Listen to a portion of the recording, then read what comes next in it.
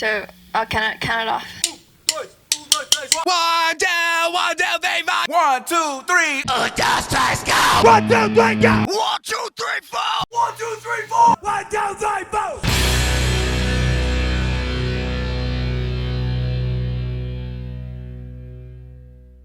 Welcome back to the rehearsal room. Sorry, I already messed up the last episode. You want to start again? No. Okay. We can leave all that. That'll be fun. Nick here. Aaron's here. As I said, welcome back to the rehearsal room. If you are hearing us for the first time, look at you. Yes. If you are a repeat customer, then you might have noticed something different. The man on the ones and twos, Mr. Aaron Sullivan over here, Yeah. has made it so that we are now a bit better sounding, I think. Yes. You know. We'll see. Yeah, I mean, We definitely, there's some production value here, but yeah. there is a little bit more production going into this. We now have an actual mixer. Yeah. And his Look name at is us. DJ Aaron. DJ Bundy. This will be, I guess this will serve the purpose of our year in review kind of. Absolutely, yeah. Did you have a place where you kind of wanted to start off? Because like I said before all this, I know what I want to talk about. I just don't know where to start. I think one of the things that would be fun to start is kind of like you said, technically we have done this, not a full year in the true 12-month sense, but being the end of the year, I thought it'd be fun to look back and see if there were any episodes that maybe our minds have changed or any new info that's kind of come along since we talked. And I had a few that I had written down. I don't know if you had a few, but there was just interesting changes to see where we left off and what is. I figured to start there. One of the ones that I thought was kind of interesting just because of who made it, who didn't. One of our episodes, we talked about the Rock and Roll Hall of Fame. All right. So since then, the people who made it and the people who didn't were kind of interesting, to say the least. As we discussed, we neither one of us put much stock in one way or the other. Good for flowers for those who make it. Congratulations, but whether you put me in the Rock and Roll Hall of Fame or not does not dictate, in my opinion, good taste or whether or not you're a good artist. Yeah. But the overall list this year was Bad Company, Black Crowes, Mariah Carey, Chubby Checker, Joe Cocker, Billy Idol, Joy Division New Order, Cyndi Lauper. Help me with this one. Mana. Yeah. Oasis, Outkast, Fish, The White Stripes, and Soundgarden. These were all the nominees. All the nominees. Okay. The people who actually made it this year: Bad Company, Chubby Checker, Cyndi Lauper, All right. Joe Cocker, Okay. Outkast, Yeah. Soundgarden, and the Sure. White Stripes. So some interesting omissions, in my opinion. I'm surprised that Chubby Checker. First of all, we discussed the whole thing. Song, fine. The twist is part of rock and roll history, the lore of early rock and rolls that were built around a dance that everybody did. I got no Yeah. problem with the song.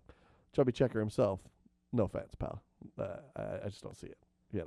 Yeah, he's one of those guys who I don't think maybe doing it's a one-hit wonder type of Oh, deal. very You're a much so. one-trick pony, and then you tried getting another pony, but it's like dressed the same as Yeah, the previous pony. Literally. I Right. mean, and then he did have a hit again with it. He was able to, revamp the song. A song, by the way, he did not even write. Exactly. You know, I mean, and again, great voice. It's a great song. I like the song for its time. It totally fits. I have no problem. I think Sure. if you're telling the tale of rock and roll, which was kind of how we prefaced the whole idea of the Rock and Roll Hall of Fame anyway, yes, you have to talk about the twist. It was a sensation. It was part of this early rock and roll, writing songs about a dance that everybody was doing. Sure. You know, the great song Land of a Thousand Dances. I can't think of his name. No, Wilson Pickett. You know, mashed potato, and he's naming all of them. I have no problem with that.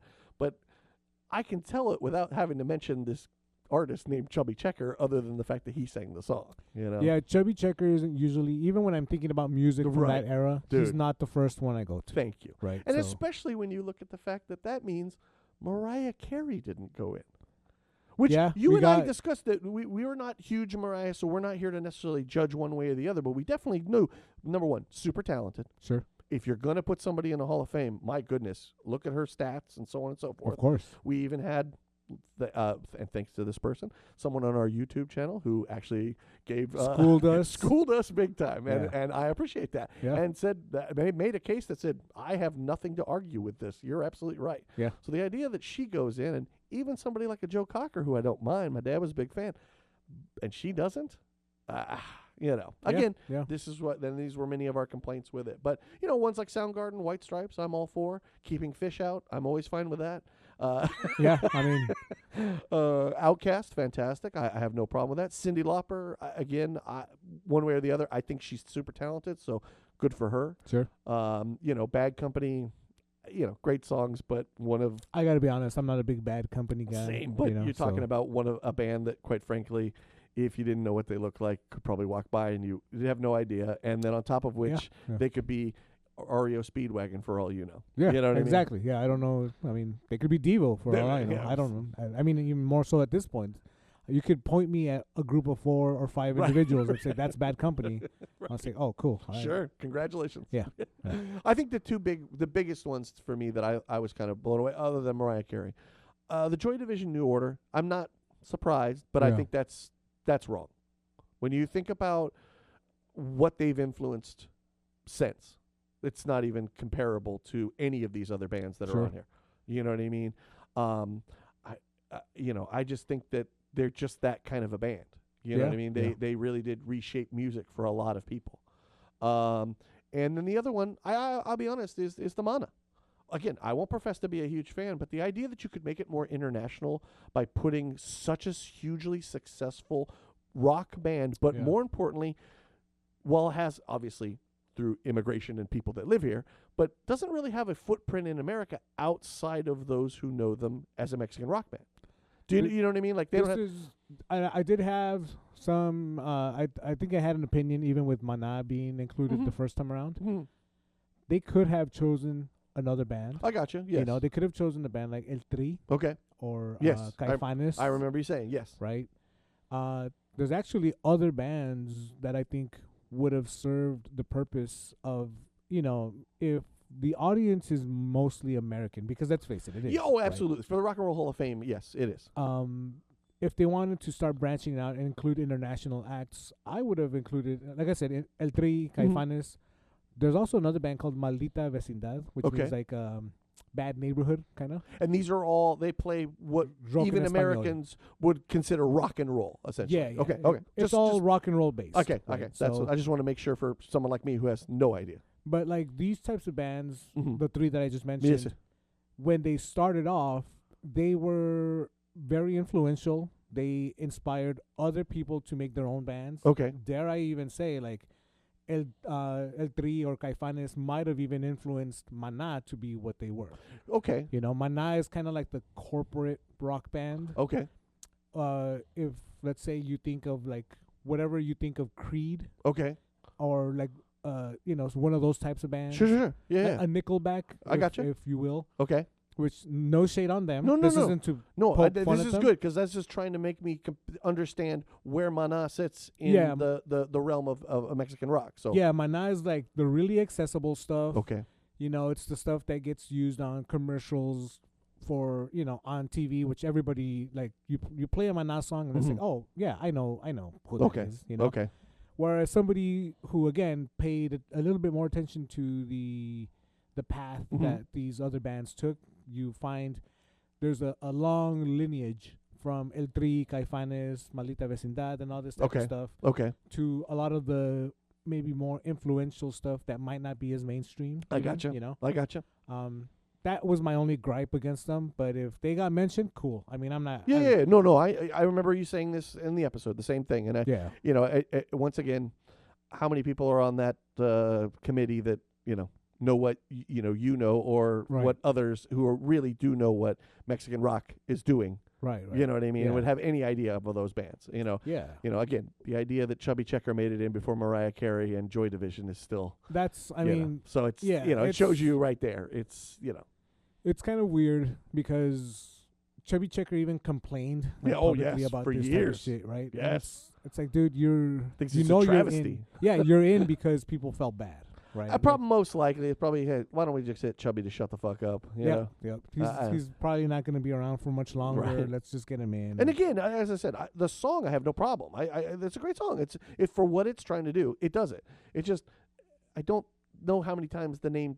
If you took Chubby Checker away from the Twist, you would know who Chubby Checker you is. wouldn't not. Yeah. He yeah. didn't have. This wasn't an artist that had other hits. Joe Cocker had other hits. You had these other people that they had hits outside of their one hit. Also, not for nothing, Mm-hmm. but I also think a lot of this has to do with.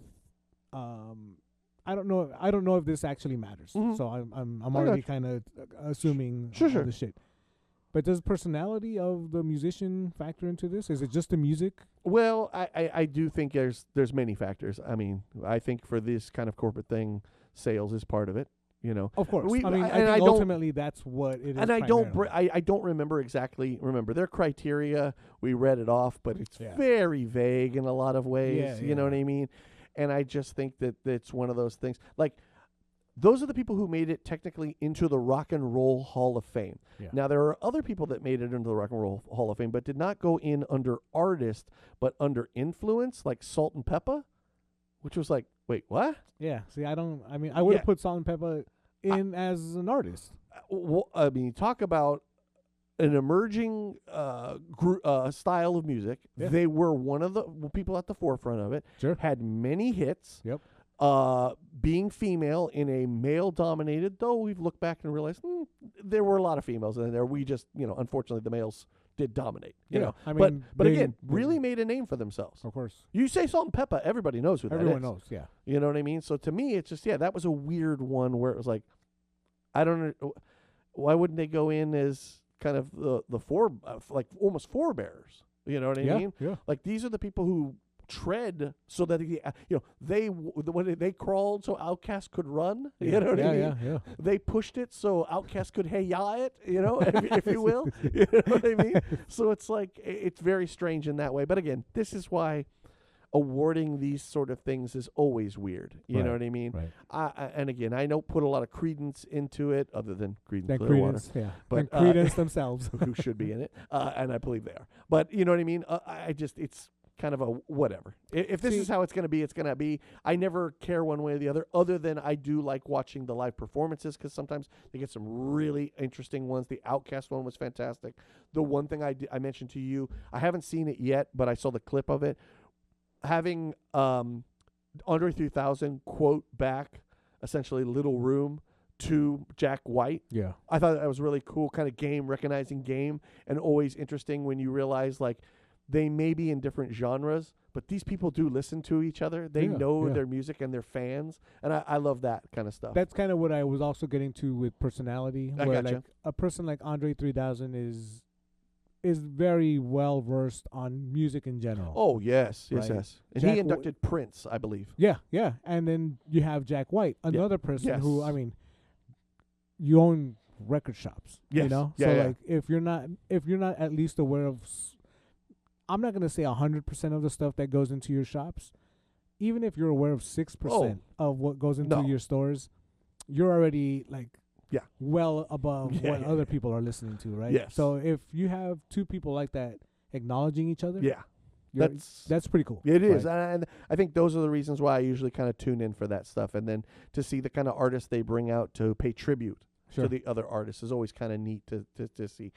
Again, it's a bunch of just stroking each other and giving each other awards. Yeah, that as don't- all award shows are. They right? are, and that's fine, and I get it. You know what I mean? And again, I never mind an artist getting their flowers, but yeah, I thought that one was just the outcome of what we talked about ultimately. Yeah.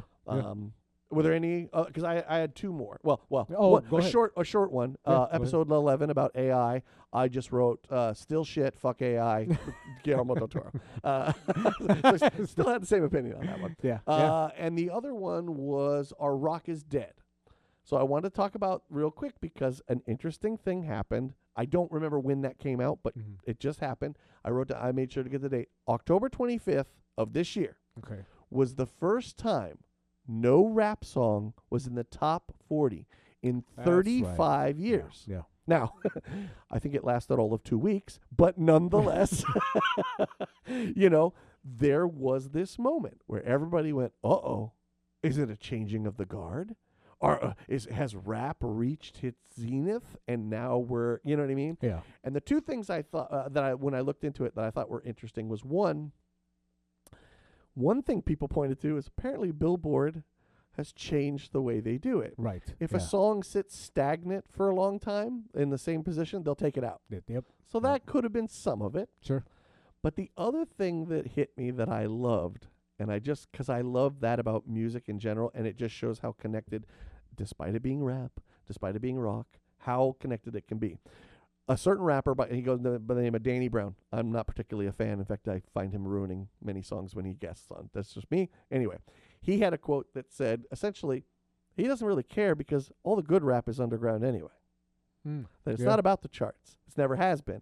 And I thought that was interesting because that's essentially what we argued when it came to the rock thing. Is it dead because it's not in the charts? And it was like, well, all the stuff I listened to for the most part wasn't ever in the charts anyway, so who gave a shit? I agree with that. I agree with that. And even what we were saying about rock Right. and stuff like that, ultimately anything that charts or Yeah. whatever, it's good because you get Oh, yeah. attention and, you know, Sure. the more eyes on your product, the better. Sure. But you have to realize as soon as you start worrying about whether you're on a chart Right. or anything, you're Right. commodifying Yes. your output. There it is. Right. There it is. Then it's not about the art anymore. It's not about Let right, the art it's- speak itself, however it goes. Yeah. Yeah, it's gonna have impact, Mhm. especially if you're performing and creating something with the conviction that it Yes. deserves. Yes. But if you're worried about whether it's gonna make the top 100 Right. for Billboard or whatever the fuck, Sure, sure, right? sure. Like, then yeah, you're kind of losing. You're kind losing- of in a different business. exactly. You become a businessman, Right. and that's what it is. It Right? is. You're no longer the musician. Now you're a businessman, which I get it. Like there's music business and all that shit. Oh, sure. Right. But But you honestly, once you start worrying about one more than the other, Yeah. you lose the other. oh, for sure. Right. For sure. I mean, I hate even admitting that I watched it, but I did. I watched that Counting Crows documentary as much as I said I wasn't going to. Yeah, but I- it ties in with this because it's very interesting. Is that first record sells 7 million records according to them, right? Okay. It's this massive hit. Everybody knows Mr. Jones and all the fucking shitty songs that came off of that album. And then they went in and did their next album, and it was a failure because it only sold 2 million. Yeah. See, Like, I'm sorry, what? I'm By the way, none of these guys have a day job, and they're 8 albums deep. yeah, But that I- was a failure because it was 2 million, according to their record company and critics.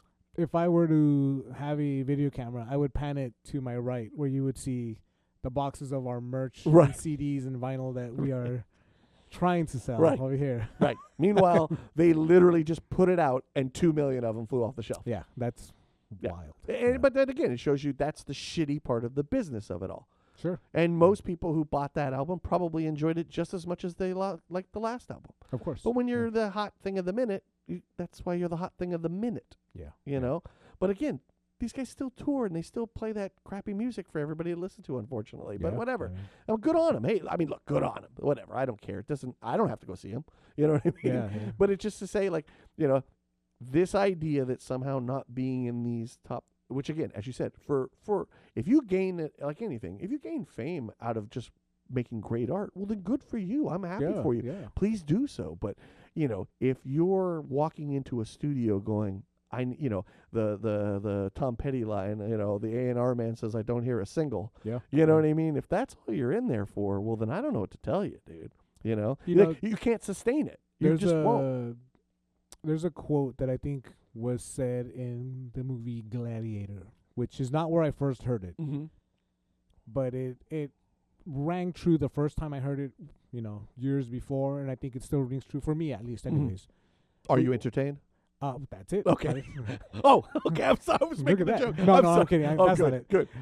The quote was, "What you do in life echoes in death."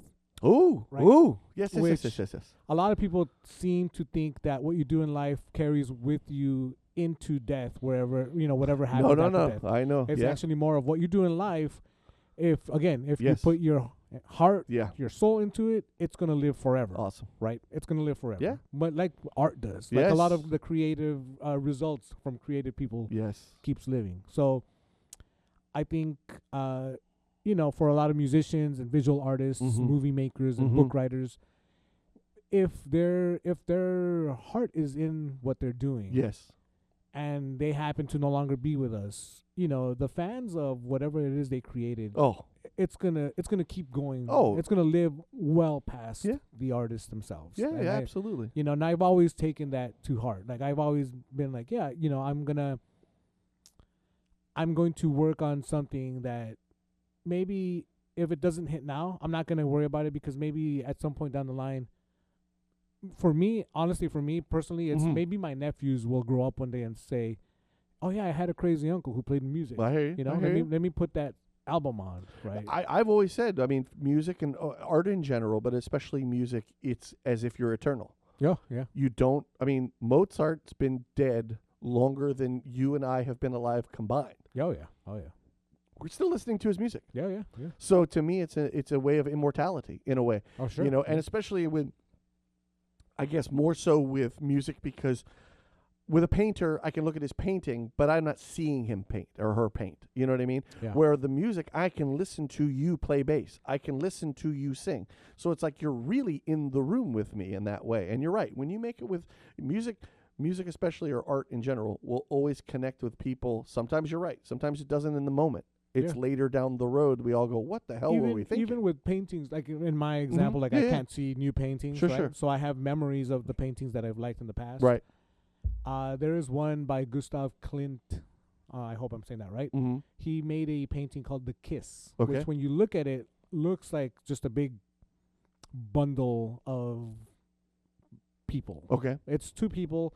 It's a guy kind of embracing a woman, Mhm. and they're in a very impassionate kiss. Okay.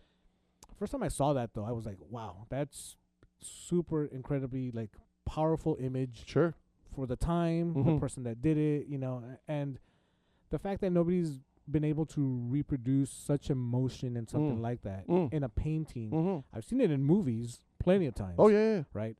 But in a single painting, it's almost like a snapshot. Yeah, yeah. Right? I got, okay. But the snapshot is entirely created from someone's imagination. Interesting. It's the people in it are not real, I gotcha. but the emotion in it is. I gotcha. Right? So I don't know when Gustav Klimt was around. I Mhm. mean, he might have been around when Mozart was around. Yeah, I yeah. have no idea. But Gustav, I'm going to say probably not in the last 20 years.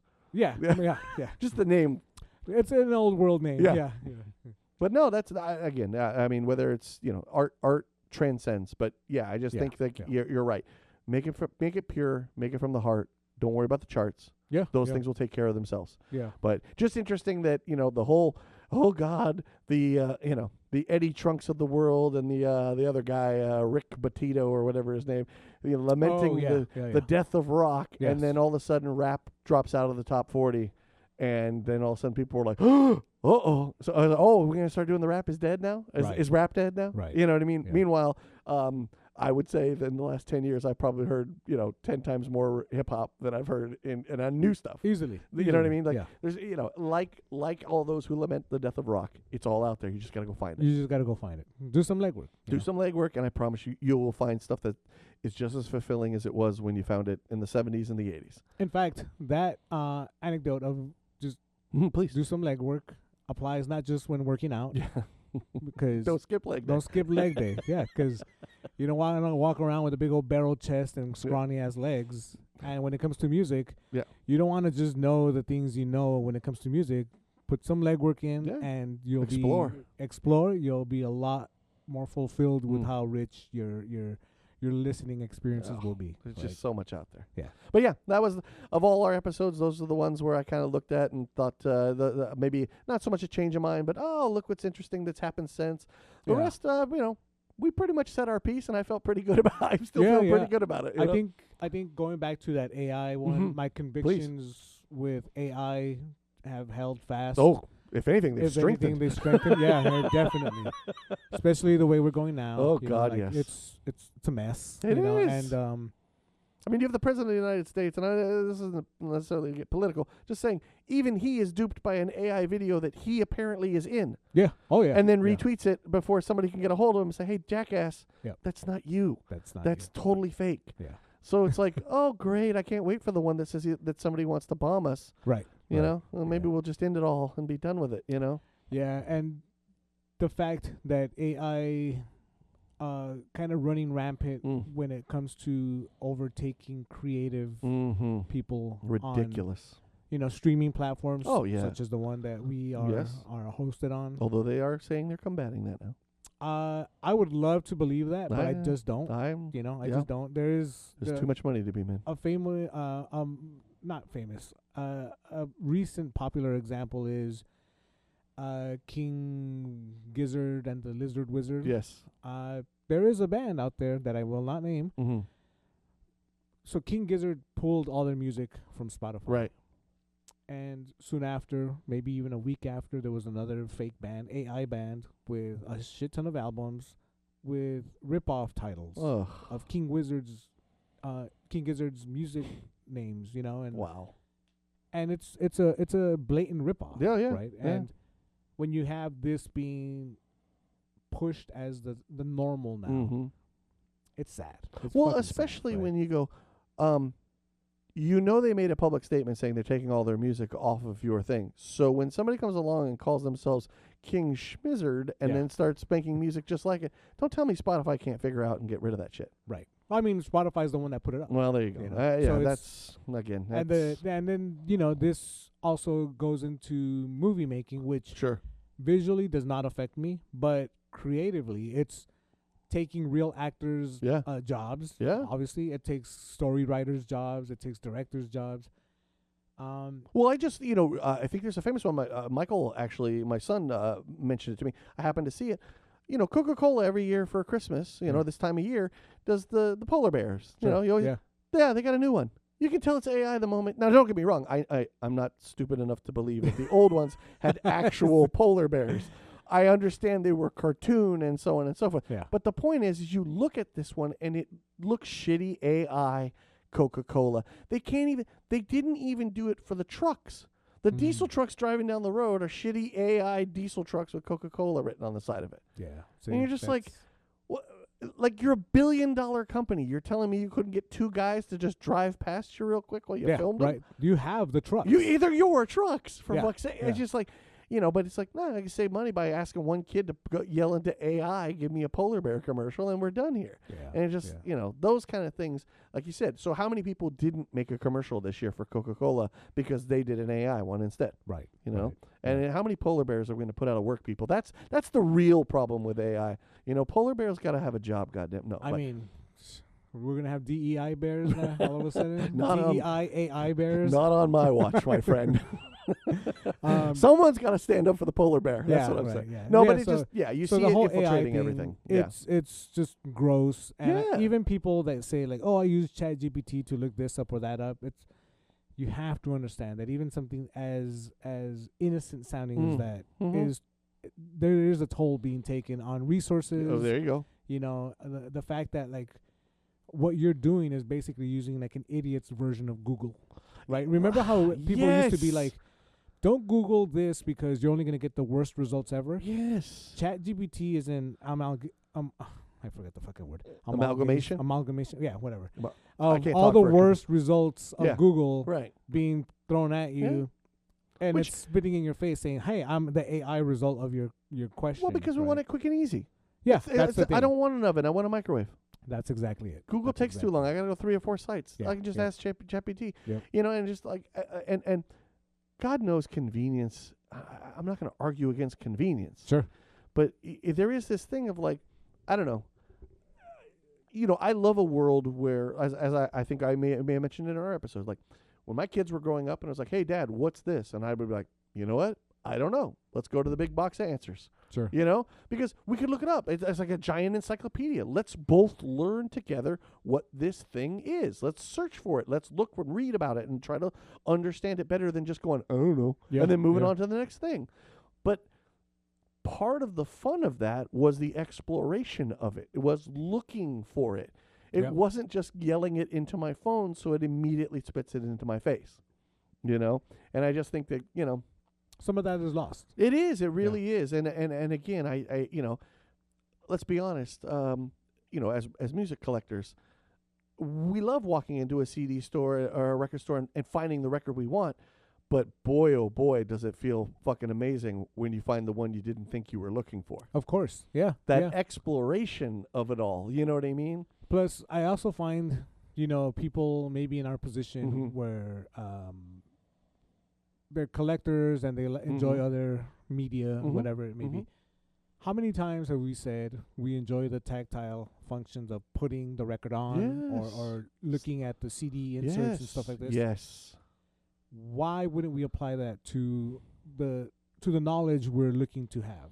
Especially, I think, with knowledge. Like, I Right. understand if you like the convenience of, look, all my songs are here on my phone, and I just plug in and I Sure. push the button. I can get around that. But like, while I may not be a heavy reader in any way, shape, or form, I do not want to live in a world that we don't have libraries. I want bookstores. I want place to find Yeah. tactile stuff, to look stuff up Yeah. and understand it better. I'm just more of a visual guy. But like I said, if I don't know something and I want to understand something, I go to the internet, I type it in, I find as many things as I can find and try to read up on that because I want to better understand this thing. Yeah. And it's just, to me, I don't know. I think, again, I think that ties into how we listen to music in general, the art that we consume. I think you have to be a curious person to begin with. Of course. If you're not curious and knowledge is simply, why do I need to know that? Well, it's not about need to know. Why wouldn't you want to know? Why wouldn't you want to? Yeah. You know, And please. there's a thing too where back in the day, if you were given, let's say, a book assignment, Mm-hmm. we did have a thing called Cliff Notes. Sure. Right? Oh, he was my friend, believe me. Got me through many English classes. So Thank you, Cliff. I believe also you still had to read the Cliff Oh, Notes. yeah, right? unfortunately, yes. So it wasn't as simple as like, hey, tell me what Bridge to No, Terabithia no. was about, right? No, you are 100% correct. Like, yes. so there was still some dedication Yes. put in there. You had, yes. Right? And again, like, if you're gonna go online and look up using AI or Mhm. just a simple Google search, Mhm. you're not actually learning the thing. It is a Right. good point. Yes, you're Like getting a brief description of. You're just getting a wisp of Sure. what you wanted to know, because now you have to go and explain it to Right. apply it and then Right. explain it. In other words, you can watch a video on how to replace your toilet, but Yeah. the reality is you're going to learn best when you're doing it. When you're doing it. Now, Of course. the instructions help, and you're thankful that that person put that video up there. Definitely. But doing it is how you're going to really fucking learn how to do it. 100%, That's yes. when you're going to yell a lot of words you didn't even know when you're Yeah, doing it. yeah. That's when you find out that you do speak Spanish. Yeah. Well, luckily you're in the bathroom. That's where shit belongs, so you're good. But yeah, no. I think that the doing is as important as the reading it, and you know what I mean. Like, and again, you're right with the tactile. Yeah. There is something to be said for. I'm not just, having a brief description read to me. I'm reading the book of it. I'm Yeah, holding it yeah. in my hand. It becomes something that is attached. Or if I'm watching a documentary, again, I'm sitting. I'm engaged with Yeah. it. You're not Something- engaged with a brief description being thrown at you. Something I didn't realize, but a family member of mine Mhm. works at a elementary school Okay. with little kids, Right on. and they ended up telling me that in none of the classes anywhere near where they work Mm-hmm. do they have globes in the classroom. Wow. Remember globes? Oh, for sure. Right? Like, it was cool because even if it was an outdated globe, you would turn it over to like Russia, and all of a sudden Oh, yeah. you see this country called Anatolia. Yeah. It's like, what the fuck? And it's, oh, that's Turkey. you know, Yeah, and yeah, it's yeah. like, so like, even seeing things like this, you could run your hands over it and feel the mountain ranges. Sure. Oh, right, yeah, and all yeah, this yeah. stuff. So Definitely. stuff like that, I don't know. I don't mean to be like a back No, in no, my no, day, no, no, or I no, wish no. back, I but it's just it's a way of learning when you have not just your hands, Yeah. your eyes on it, but you're repeating back what you're seeing. well, and and I know my daughter has told me this. There are studies that show this. Like, if you're sitting there writing it as opposed to typing it, you Oh, yeah. already are taking in more. Yeah. Not that typing is bad. Some people, and obviously this is not a one size fits all. Mhm. This is for certain individuals. And then when you the same thing, like they've done it. If you simply ask Google a question and you Yeah. hear that answer, you are less likely to actually remember that answer Yep. than if you were to really read it Yeah. and then go look further, because it would stick more in your head. And I know that's happened to me, where I've Googled it, said what it said, and I went, okay, cool. And then 2 weeks later, I was like, wait, what the fuck did they tell me? You know what I mean? It's like, Meanwhile, I can quote a movie I saw, twice. You know what I mean? Of course. So, yeah. yeah. No, I mean to Please, that point, please. sometimes I fancy myself a lyricist. mhm. When I was much younger, I would write out the lyrics to songs that I Mm. liked, because I would think I could write this song. I got you. I just need to put myself in that headspace. I got you. Yeah. So I would write down, if you want to scream with me. Right on. I would write down. I would copy stories from comic books. Interesting. Okay. I would copy.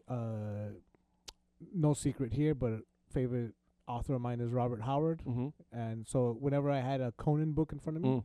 I would just write the entire story out in my handwriting. Right on. Read it back, and then be like, all right, I got it down. Put that away, Right and, on. then try to copy another author. Because if I felt like I could do the thing that I was copying, maybe at one point I could write something. Oh, sure. as good as that, right? I mean, is it no different than if I want to learn how to drive, I got to get behind the wheel a little Get bit. behind the wheel, yeah. And the more I do it, maybe I can learn to be Mario Andretti. I don't know. Hey. You know what I mean? But yeah, no, I well, and I know I've heard other artists say the same thing. That how did I learn how to write songs? I started writing down the lyrics of songs that I liked and Yeah, saw the yeah. structure of it and went, oh, okay, that Yep, if you yep. do, that's how you could do that. Okay, now I get it. Yeah. You know? Yeah, no, I think that's Yeah, so I think again, maybe my conviction got a bit more severe when it comes to AI. Oh, for which sure. I am 100% okay with, absolutely. The only other one is the one that got strengthened as well, Mhm. is the art versus the artist, Right. separating the art.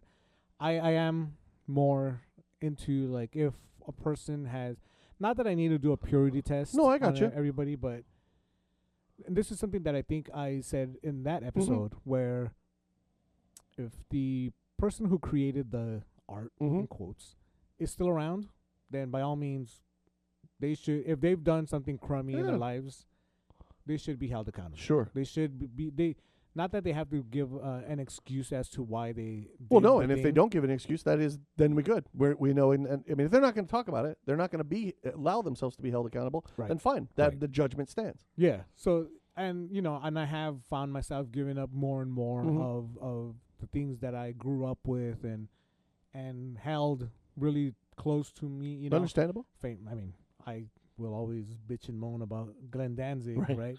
right? Neurosis was another one, Right. And I mean, even recently, I think I'm pretty ready to give up on, like, Quentin Tarantino and shit like that. So, Okay. and it's because I want to make sure that I'm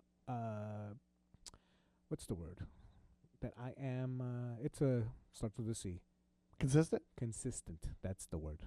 I'm consistent because I know I say this enough, and if I don't put action behind this, Sure, then yeah. I'm being a hypocrite. I gotcha. Where my whatever morality that I might have, Mhm. and I know people are gonna roll their eyes at this, Well, but, like, whatever morality that I might have, it has to include whatever I take in as entertainment. I got right? you. Yeah, I can't be entertained by something that's hurt others. I got you. Whether it was just the people behind that entertainment or the end result of what the entertainment is. So if it's a movie that's kind of, there's a couple of movies that recently came out within the past 10 years that maybe don't add to cinema as a whole. Okay. And some of the scenes in there we could have done without that. All right. So I know more people got upset at that, and even me, like, when I take it in, I'm just like, no, that's not a good one for me. I hear you. You know? Yeah. No, I mean, So to your Quentin Tarantino one, I mean, it's that when Jules and what's his name are there in his house, and you said the sign outside my door, that scene does not hit the same way it did when I saw it in '93. That scene definitely goes like, whoa. This is his little pop up in Django. His personal beliefs, even, not that his personal beliefs affect me directly, but that they affect plenty of people that I know. I hear you. That I don't want them to be affected in that manner, Yeah. and so, it's No, just, I listen. Like, I'm with you 100%, dude. Like, I get it. I think if anything, that mine has been to each their own on this, and it's just like I support however you feel about it, absolutely. Because again, I'm not Quentin Tarantino's friend. I'm not Glenn Yeah. Danzig's friend. I'm your Yeah. friend. You know, whatever you say, how you want to stand, I support you 100% on that. Yeah. You know, and that's the way it's going to be. And I get it. I totally understand. And I think it shows progress in our society to some degree. Sure. You know, that things that I don't want to say were okay, because they were never okay. Yeah. But yeah. things that were past and we didn't say anything about it. Yeah. Now we look back and go, oh, that was wrong. Yeah, We of should not course. have done that. We- And that's necessary to grow and progress as a society, as a I- human being. I think if you want to retain things as they were, Mm-hmm. you know, then honestly, like, that means you want to go back to a time when you were, let's just say 15, Yeah. 16-year-old. And if I went back to when I was 15, I was an idiot. You know, Oh, the things that I liked, No, God, yeah. the things that I found Sure, enjoyable sure, as sure, a sure, 15-year-old compared to Yeah. being a 1,000-year-old now that Oh, we yeah. both are. Yeah. Like, yeah, I was an idiot back then. Oh, yeah. So if I want things to go back to that time, Yeah.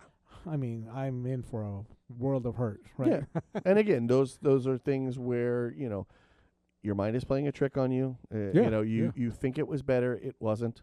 I Yeah. promise you it's gotten better since. It is much better now. So yeah. in that way, you're like, I promise you, you know, that your brain plays the trick where it only remembers the good times. Yes, It doesn't remember the definitely. full time. The I full promise you. Yeah, yeah. You know, all this, oh man, if we could just go back to now, first of all, check what your sex and your color is before we start going Oh, backwards. that's That's number priority number one. one you right know, there. Yeah, Before we all decide Yeah. how far back we want to go. yeah, yeah. You know, but it's also yes, I agree. And again, nostalgia is, I think I may have even said, I've said it before. Certainly is I think it's the worst trick plays on your brain.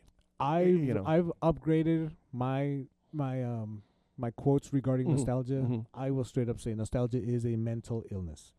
I mean, especially if you long for it. I mean, to look back at an album or Sure. a movie and go, oh, that was such a remember when that came out? Yes, Yeah, yeah. I can understand that. Or even to say a nostalgia of, geez, it was, you know, I wish we could still have Martin Luther King alive. You know, yes, but to say, I detest where I'm at so much that nostalgia wants to take me backwards. I wish we could all go back to. No. Yeah. Absolutely not. And again, you're right. I think it's also the part of. I just watched this documentary about it was called 75. It's on Netflix. I would definitely recommend it. But it was like this weird moment where all these kind of different movies came out, different art and so on and so forth, and then along comes, which I think was unfair, but I get it. Along comes Jaws, and everybody goes, "Oh yeah, I don't want." And Rocky, "Oh yeah, I'm tired of watching those movies where the bad guys win. I don't want to watch these. You know, I don't want to watch these bummer movies. I want to watch the yeah. ones that tell me I'm great and everything's going to be wonderful Of at course, the end." yeah. And I do understand as human beings, maybe we don't need all bummers and we Sure. don't need all winners. A Right. nice, healthy mix would probably be best, you know.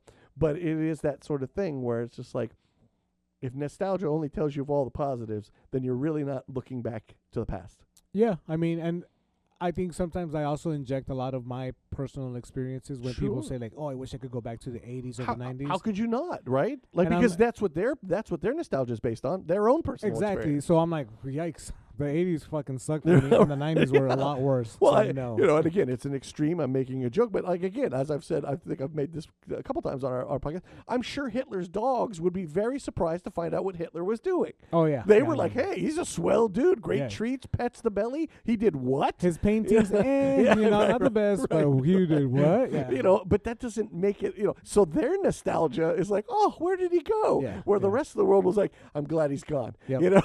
So, yes, nostalgia is always based on personal. It's Yeah, of course, always, of course. you know, and again, remembering how we tell history, you know, if you're not willing to hear it all, then you're going to think it was all positive. Right, And it wasn't. Yeah. In any way, shape, or form. And in fact, Yeah. in order to get to the positive, you had to have something negative happen. Of course. Revolutions don't come from peace and wonderfulness, Right, you know. right. So yeah, I'm with you, and all those things tie in together. And again, I think that as we grow, hopefully that's exactly what we do. We grow, we change. You know what I mean? We take in more.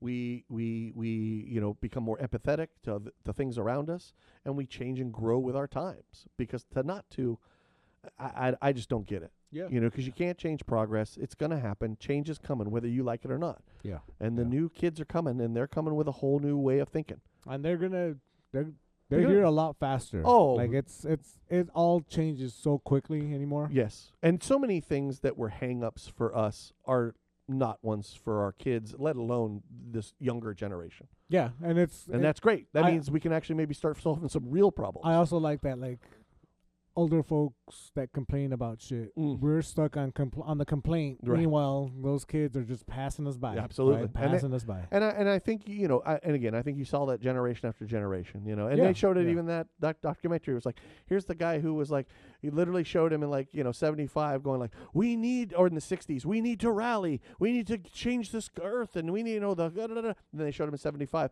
his new job, venture capitalist. Of course. There it is. Yeah, Of course, the yeah. hippie turns into the yuppie. Yeah. You know, so yeah, youth in many ways are the only ones that have the balls to truly make change. Yeah. Because I mean, there's a little bit of that kind of piss and vinegar, and you're not smart enough to know that you're not going to win every time. You know what I mean? But they don't care. yeah. They see the change that needs to happen, and they want to do it. So Yeah, to me, it's I think it's that was a great topic that we did in general, and I think it's one that we'll stick with for sure, and one Yeah, that will yeah. evolve. Yeah. I also did want to Please. take a quick moment to super quickly thank our guests that we had this year. We had Yes. 4 of them. Absolutely. I think first we had Dan Kaufman. Yes, we did. Yes, we did. Again, if you haven't heard his bands, he is in Destroy Judas currently. Yes, he sir. has a couple of extra side projects. Yeah. But I'll be damned if I remember Yeah. the names. No. But you might recognize Dan from such bands as Mind Rot, Yes, sir. Eyes of Fire, Yes, sir. plus Dystopia. He's in Yes. Dystopia, of course. Great musician, Yes. great dude to know. Yeah.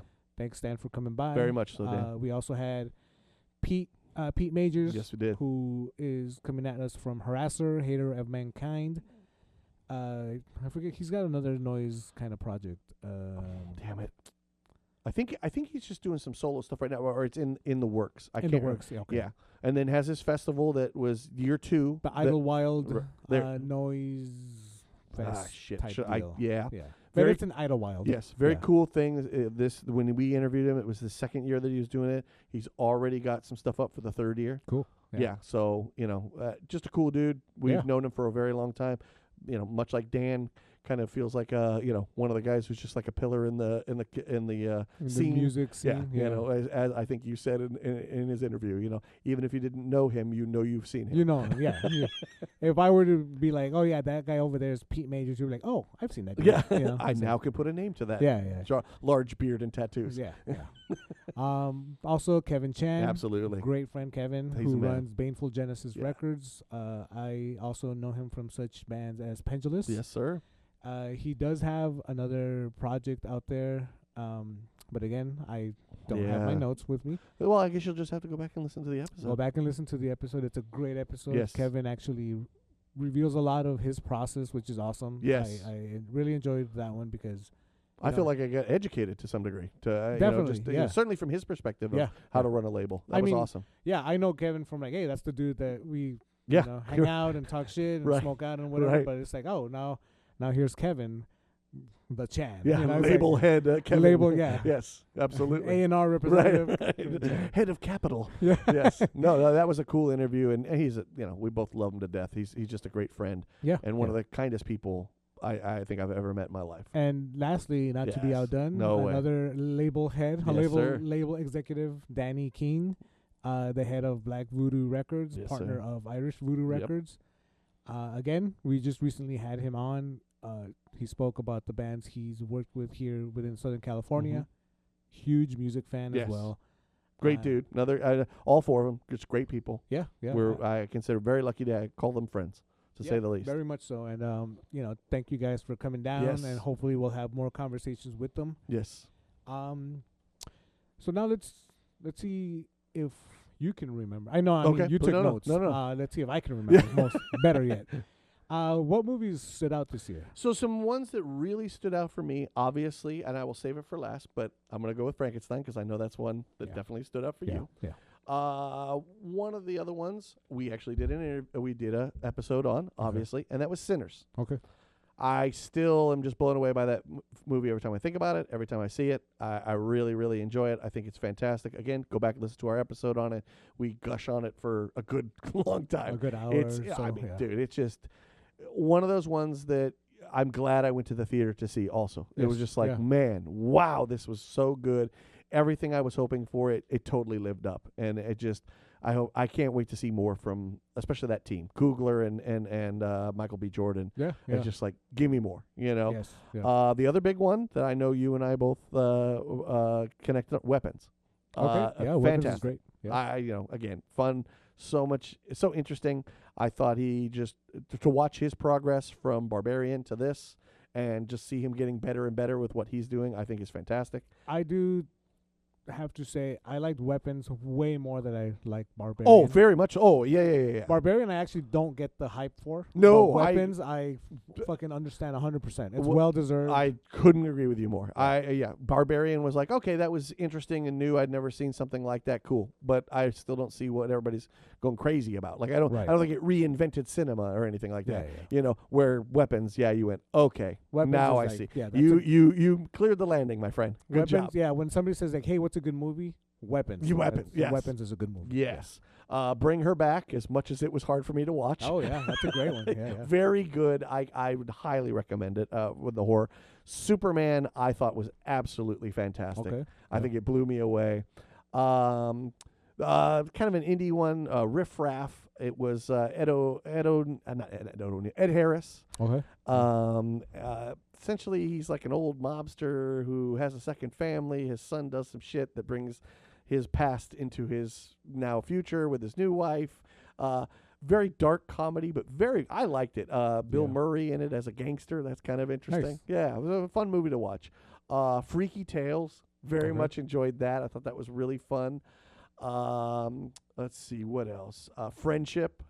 Again. Friendship is great. Oh, I mean, that guy is just killing it left Yeah, and right. yeah. And the Friendship was, again, I would actually recommend see Friendship. If you like Friendship, move yourself over to the Chair Company because it does feel so connected to it. Despite being a different writer, it still feels like if you can get into the Friendship, you're going to love the Chair Company. You know, I thought that. I'll agree with that. Yeah, I think they're fairly connected.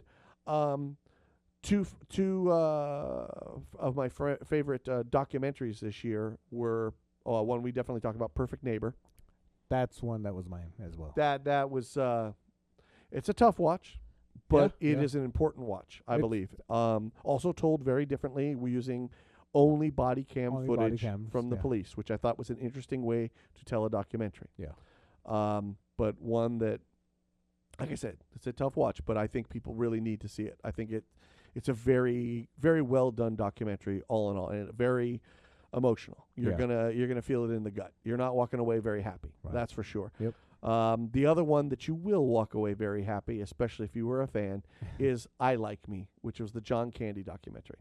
Oh yeah. I mean, if you're a fan of John Candy, especially, let's just say it gets a little dusty as you're watching. I don't know what the pollen count was, but it was affecting my eyes, to say the least. Somebody was cutting onions. Oh, nearby. yes. Yeah. Right under my nose, my friend. Yeah. I think the thing I loved the most was when you look up to these people to some degree and Yeah. you admire them, when you find out he's someone you can admire. He's not a bad dude. Sure. There yeah. was no, and here was the moment. And you go, oh, fuck. John Right. Candy was a piece of shit. Yeah, yeah. Nope. none of that. Not a perfect person. Not a perfect person in any way, shape, or form. Nobody is. But he's a upstanding guy, and you'd be damned if you can find anybody to say a negative word about him. Yeah. Yeah. And it just, it really hit my heart big time, with him. I really love that. Adolescence, I thought that was absolutely amazing. That's the one with the kid in England. Oh right. Okay. I mean, the whole shot in one shot thing. I unfortunately, I think I mentioned it on the podcast, I thought this was something else till I got to the last episode, and then I kind of went, oh, okay, But I very That much one was very enjoyed brutal. it. Very, Yeah. very tough to watch. And But it was one of those guys, please, one of the side characters in playing the dad, you mean? the dad. Yeah. Yes, he's been in a bunch. He usually does he's another one of these English guys who comes over here and steals all these American jobs. Doing gangster films and shit like that. Yeah, Very yeah. good actor. The thing I think maybe more people would know him from is Lock, Stock, and Two Smoking Lock, Barrels. Stock, yeah. He's one of the sidekick. the bumbling. Tells him to go get the dog. Yes, yeah. Yes, yeah. has the gun and doesn't really know how to use it. Right, Yeah. right. Which yeah. is funny because then you put him in these gangster films where he clearly knows how to use that gun. Oh yeah, But he is fantastic in it. All the kids, that kid, the main kid, holy moly, where'd they find him? Like, God. him, and the way the actor that played the dad, the way they play off each other, Dude. is, like I myself do not have children, but god damn. Oh, like, it's gut wrenching. I mean, that first episode where the kid is being arrested, and you're just like, as a father, I'm sitting there like, I don't know, I'd be losing my mind just like he is. You know what I mean? When they're like, we got to strip him down and we got to check him. The dad's like, what the fuck? You know what I mean? Yeah. You might be arresting me too because you know what I mean. These are my kids. You know. Warfare was another one I watched. A very small indie film. The guys who did Civil War. I don't know if you saw that with Kirsten Dunst. Yes. I didn't see that one or the other one. Okay. Civil War was okay. I get it. It was one of those movies where I understand the importance of it, but the people who need to see it will never see it, and the people who are going to watch it already know. You know what I Warfare mean? is the one by I know this movie. Who's the director guy? It's the same one that did Civil War. Civil War. I don't know his Okay. name. I couldn't tell you. People in it, again, bunch of English actors actually, Yeah. for the most part. I think what I liked about it the most, this is based on a true story. This really did happen. One of the guys that was his technical guy on Civil War, I think I read this correctly, if I'm reading this correctly, told him this story, and he immediately was like, this is the next movie I want to make. So they wrote and technically directed it together to make sure to get it accurate. What I think I like about it the most is this is not a happy war movie. This isn't about heroism. This isn't about, America, wave the flag, look what we do. This is as gritty as it can get. And I was feeling that way for someone who, for all intent and purposes, I was in the military, though I did not serve in any combat. I was a mechanic. I was very far away. My wife just recently told me that her brother, who was a Marine for over 20 years, did see plenty of combat, said that's the closest he's ever seen a movie come to. He said that essentially was my everyday when I was in Afghanistan. And I think that's what those guys were trying to show you, that there's no heroes. There's just survivors, It very powerful, to say the least. And the last, and certainly not least, is Frankenstein. Yeah. That just blew my mind. We have gushed over Mr. Del Toro several times in the last probably 3 podcasts. Oh yeah, But I mean, and there will be more. Absolutely, and he deserves every bit of it. I thought Frankenstein was just remarkably good. Yeah. And so many things never live up to the hype, and this did, and I love that part of it too, because I was jonesing for seeing what he was going to do with Frankenstein, and to be able to go, oh, thank God he landed it. You know what I mean? It's so just good. that, like, you have to put trust in someone who has a track record of doing good work already, right? Guillermo del Toro. Very much so, yes. And it's a very much venerated, let's just say what it is, intellectual property, Yes, as far yes, as like yes. Frankenstein's monster and all Yes. that.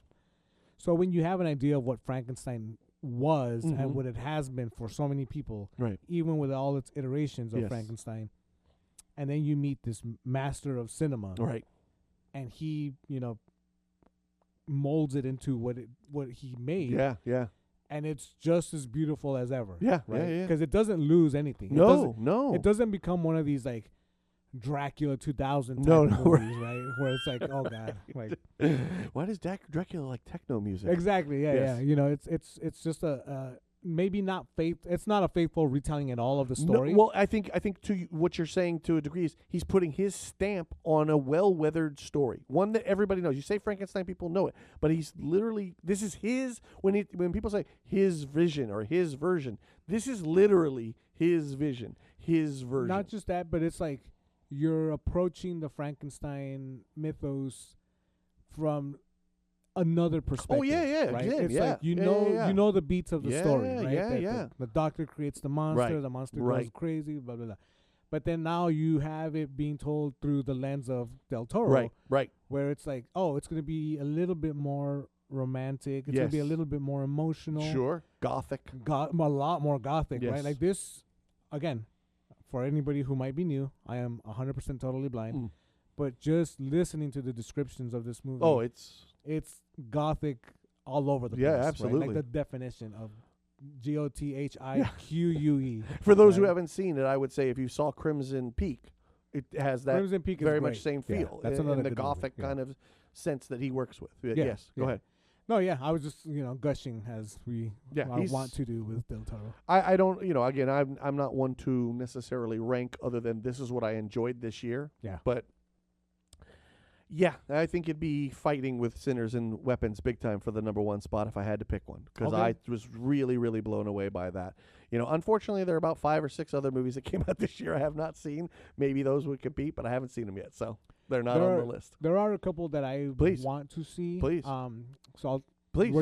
did you need more? Oh no, that's those were my favorites of the year Okay. of things I Frankenstein saw. is my number one. I figured it would be.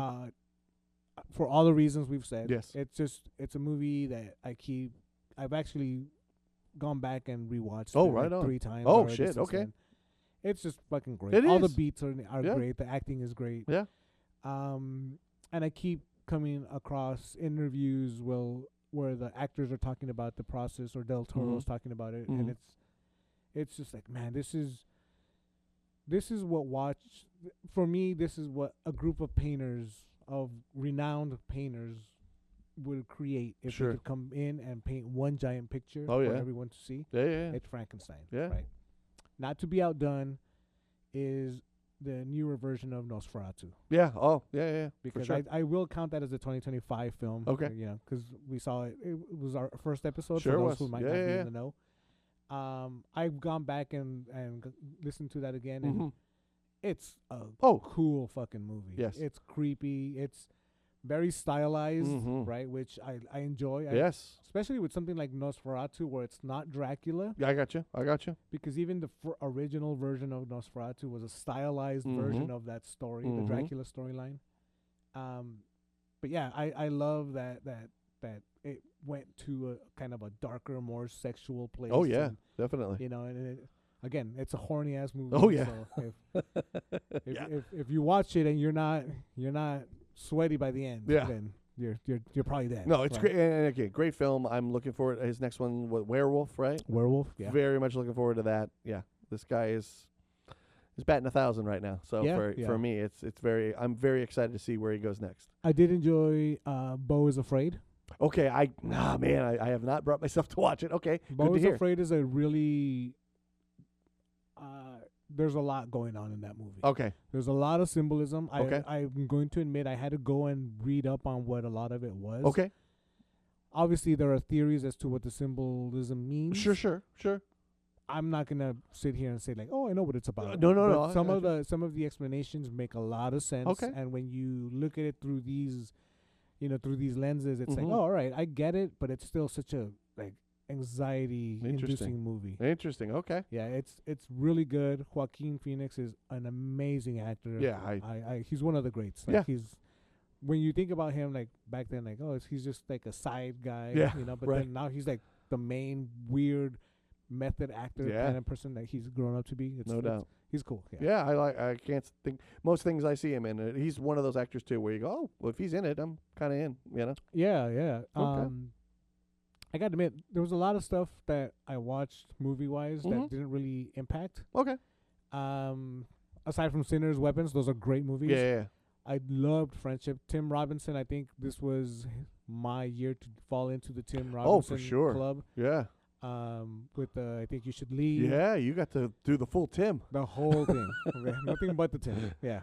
Yeah, and it was good because as soon as we finished I Think You Should Leave, we went right into Friendship Nice. and then right into The Chair Company, Very nice. which is, I think, the greatest way to enjoy his work. Oh, he's Right. just, yes. The guy is I one wasn't- a one of one. I wasn't aware of him during Saturday Night Live. Well, most people weren't because he was barely on it. Yeah, That's the whole. Like I didn't even know that he was a part of Yeah, it. yeah, right? I gotcha. And I'm already not a big fan of Saturday Night Right. Live anyway. But when Amy, my wife, turned me on to I Think You Should Leave, I was Yeah. like, oh, this shit is hilarious. And This now shit I is- see why he couldn't get on Saturday Night Live. Yeah, exactly. None of this would fly, right?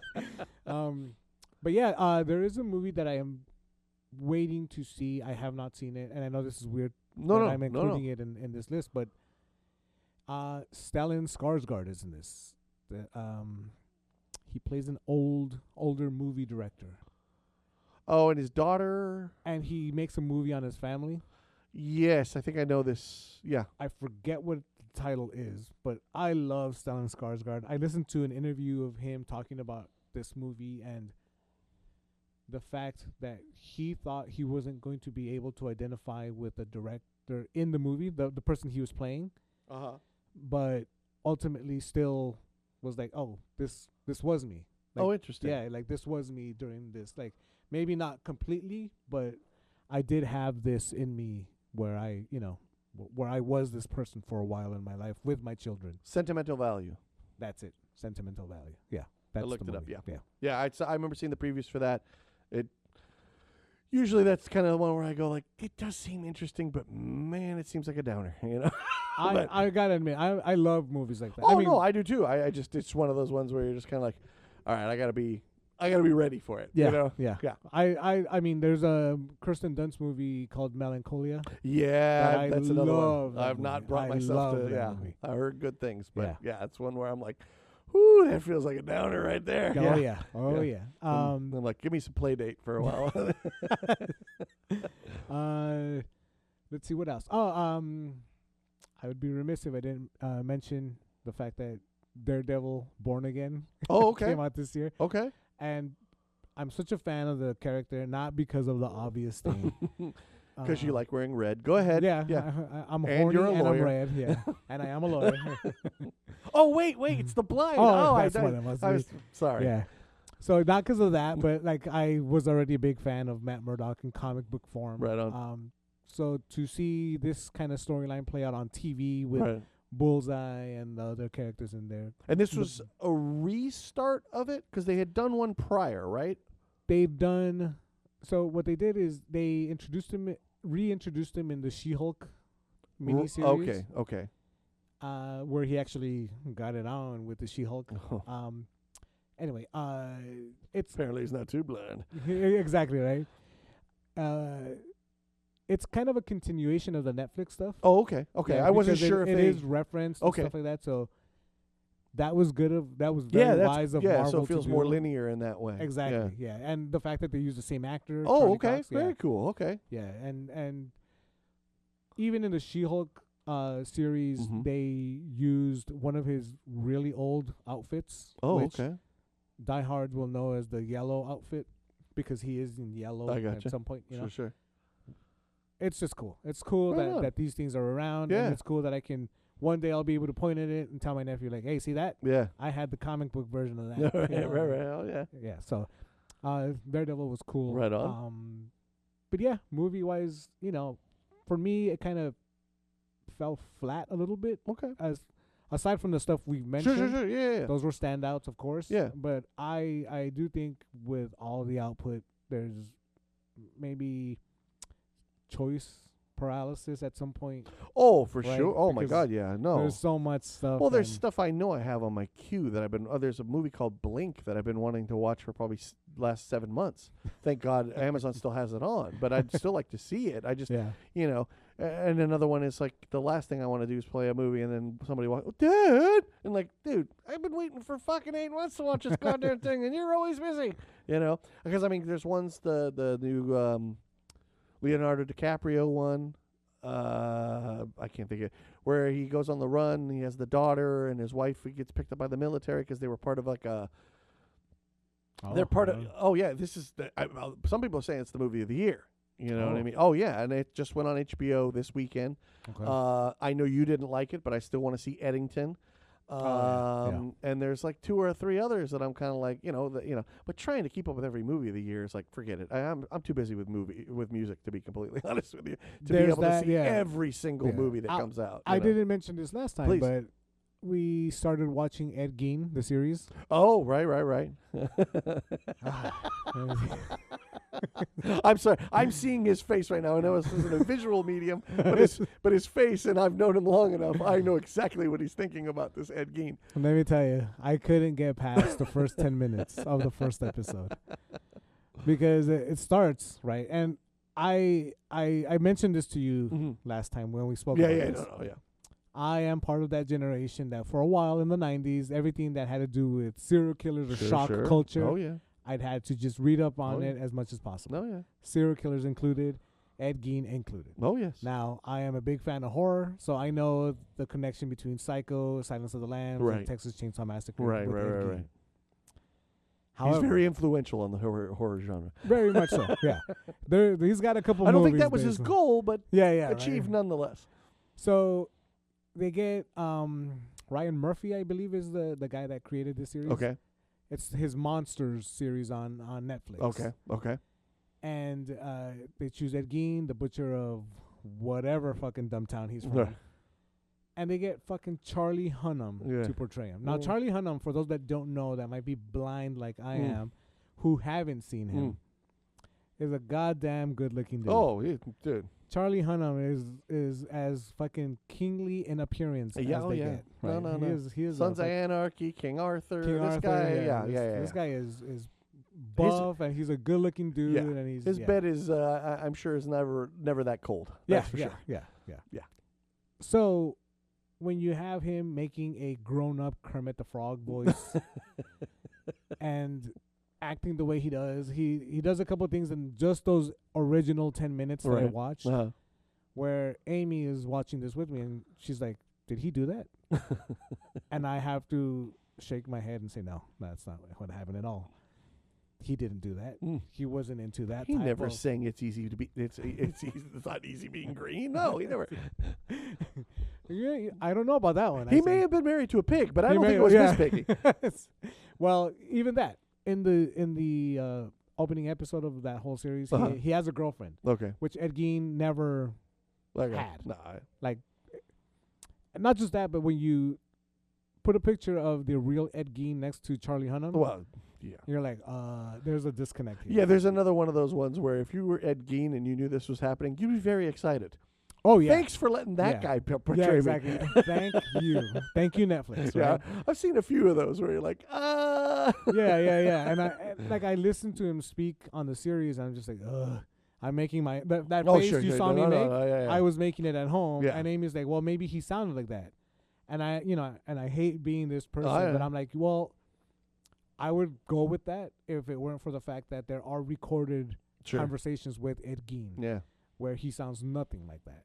And these things turn into an actor feeling like they can stretch their wings. They want to show. I want to show that I'm more than just a pretty face. And, we're gonna ugly Charlie up. You know what I mean? Of course. We're gonna make Charlene Theron ugly. Yeah. Well, you did not quite achieve that, but yeah, you got there almost. Yeah. It took a lot, but So I think it's when those things kind of collide and somebody gets a little, if I may, real quick, we watched one this year, which was fine. It's never going to make my list. Flight Plan. Fun, good movie. 3 people in a plane, trying to kill, one's trying to kill the two. How do you write this? Turned out it was good, kind of on the edge of your seat. But Marky Mark plays the bad guy, and I'm reading how he, at the end of the shoot, had to apologize to everybody because he was so deep into his character that he was like, "Yeah, calm down, Marky Mark. How about you send out some good vibrations, all right? Yeah. Shut the fuck up, dude." So anyway, yes. Charlie's trying to stretch his wings in something, I imagine. I also kind of blame, I want to say it's Ryan Murphy. The guy Oh, yeah, I'm sure. I mean, I they also let him blame do him it. because he's coming in from making that Menendez Brothers series as well. Uh-huh. And there were a lot of inconsistencies with that already. I gotcha. Right? So I get it. You want to kind of dramatize the whole thing. You're trying to make a successful movie, not an authentic movie. But when, the actual Menendez brothers are there and they're like, we didn't do that. Yeah. Yeah.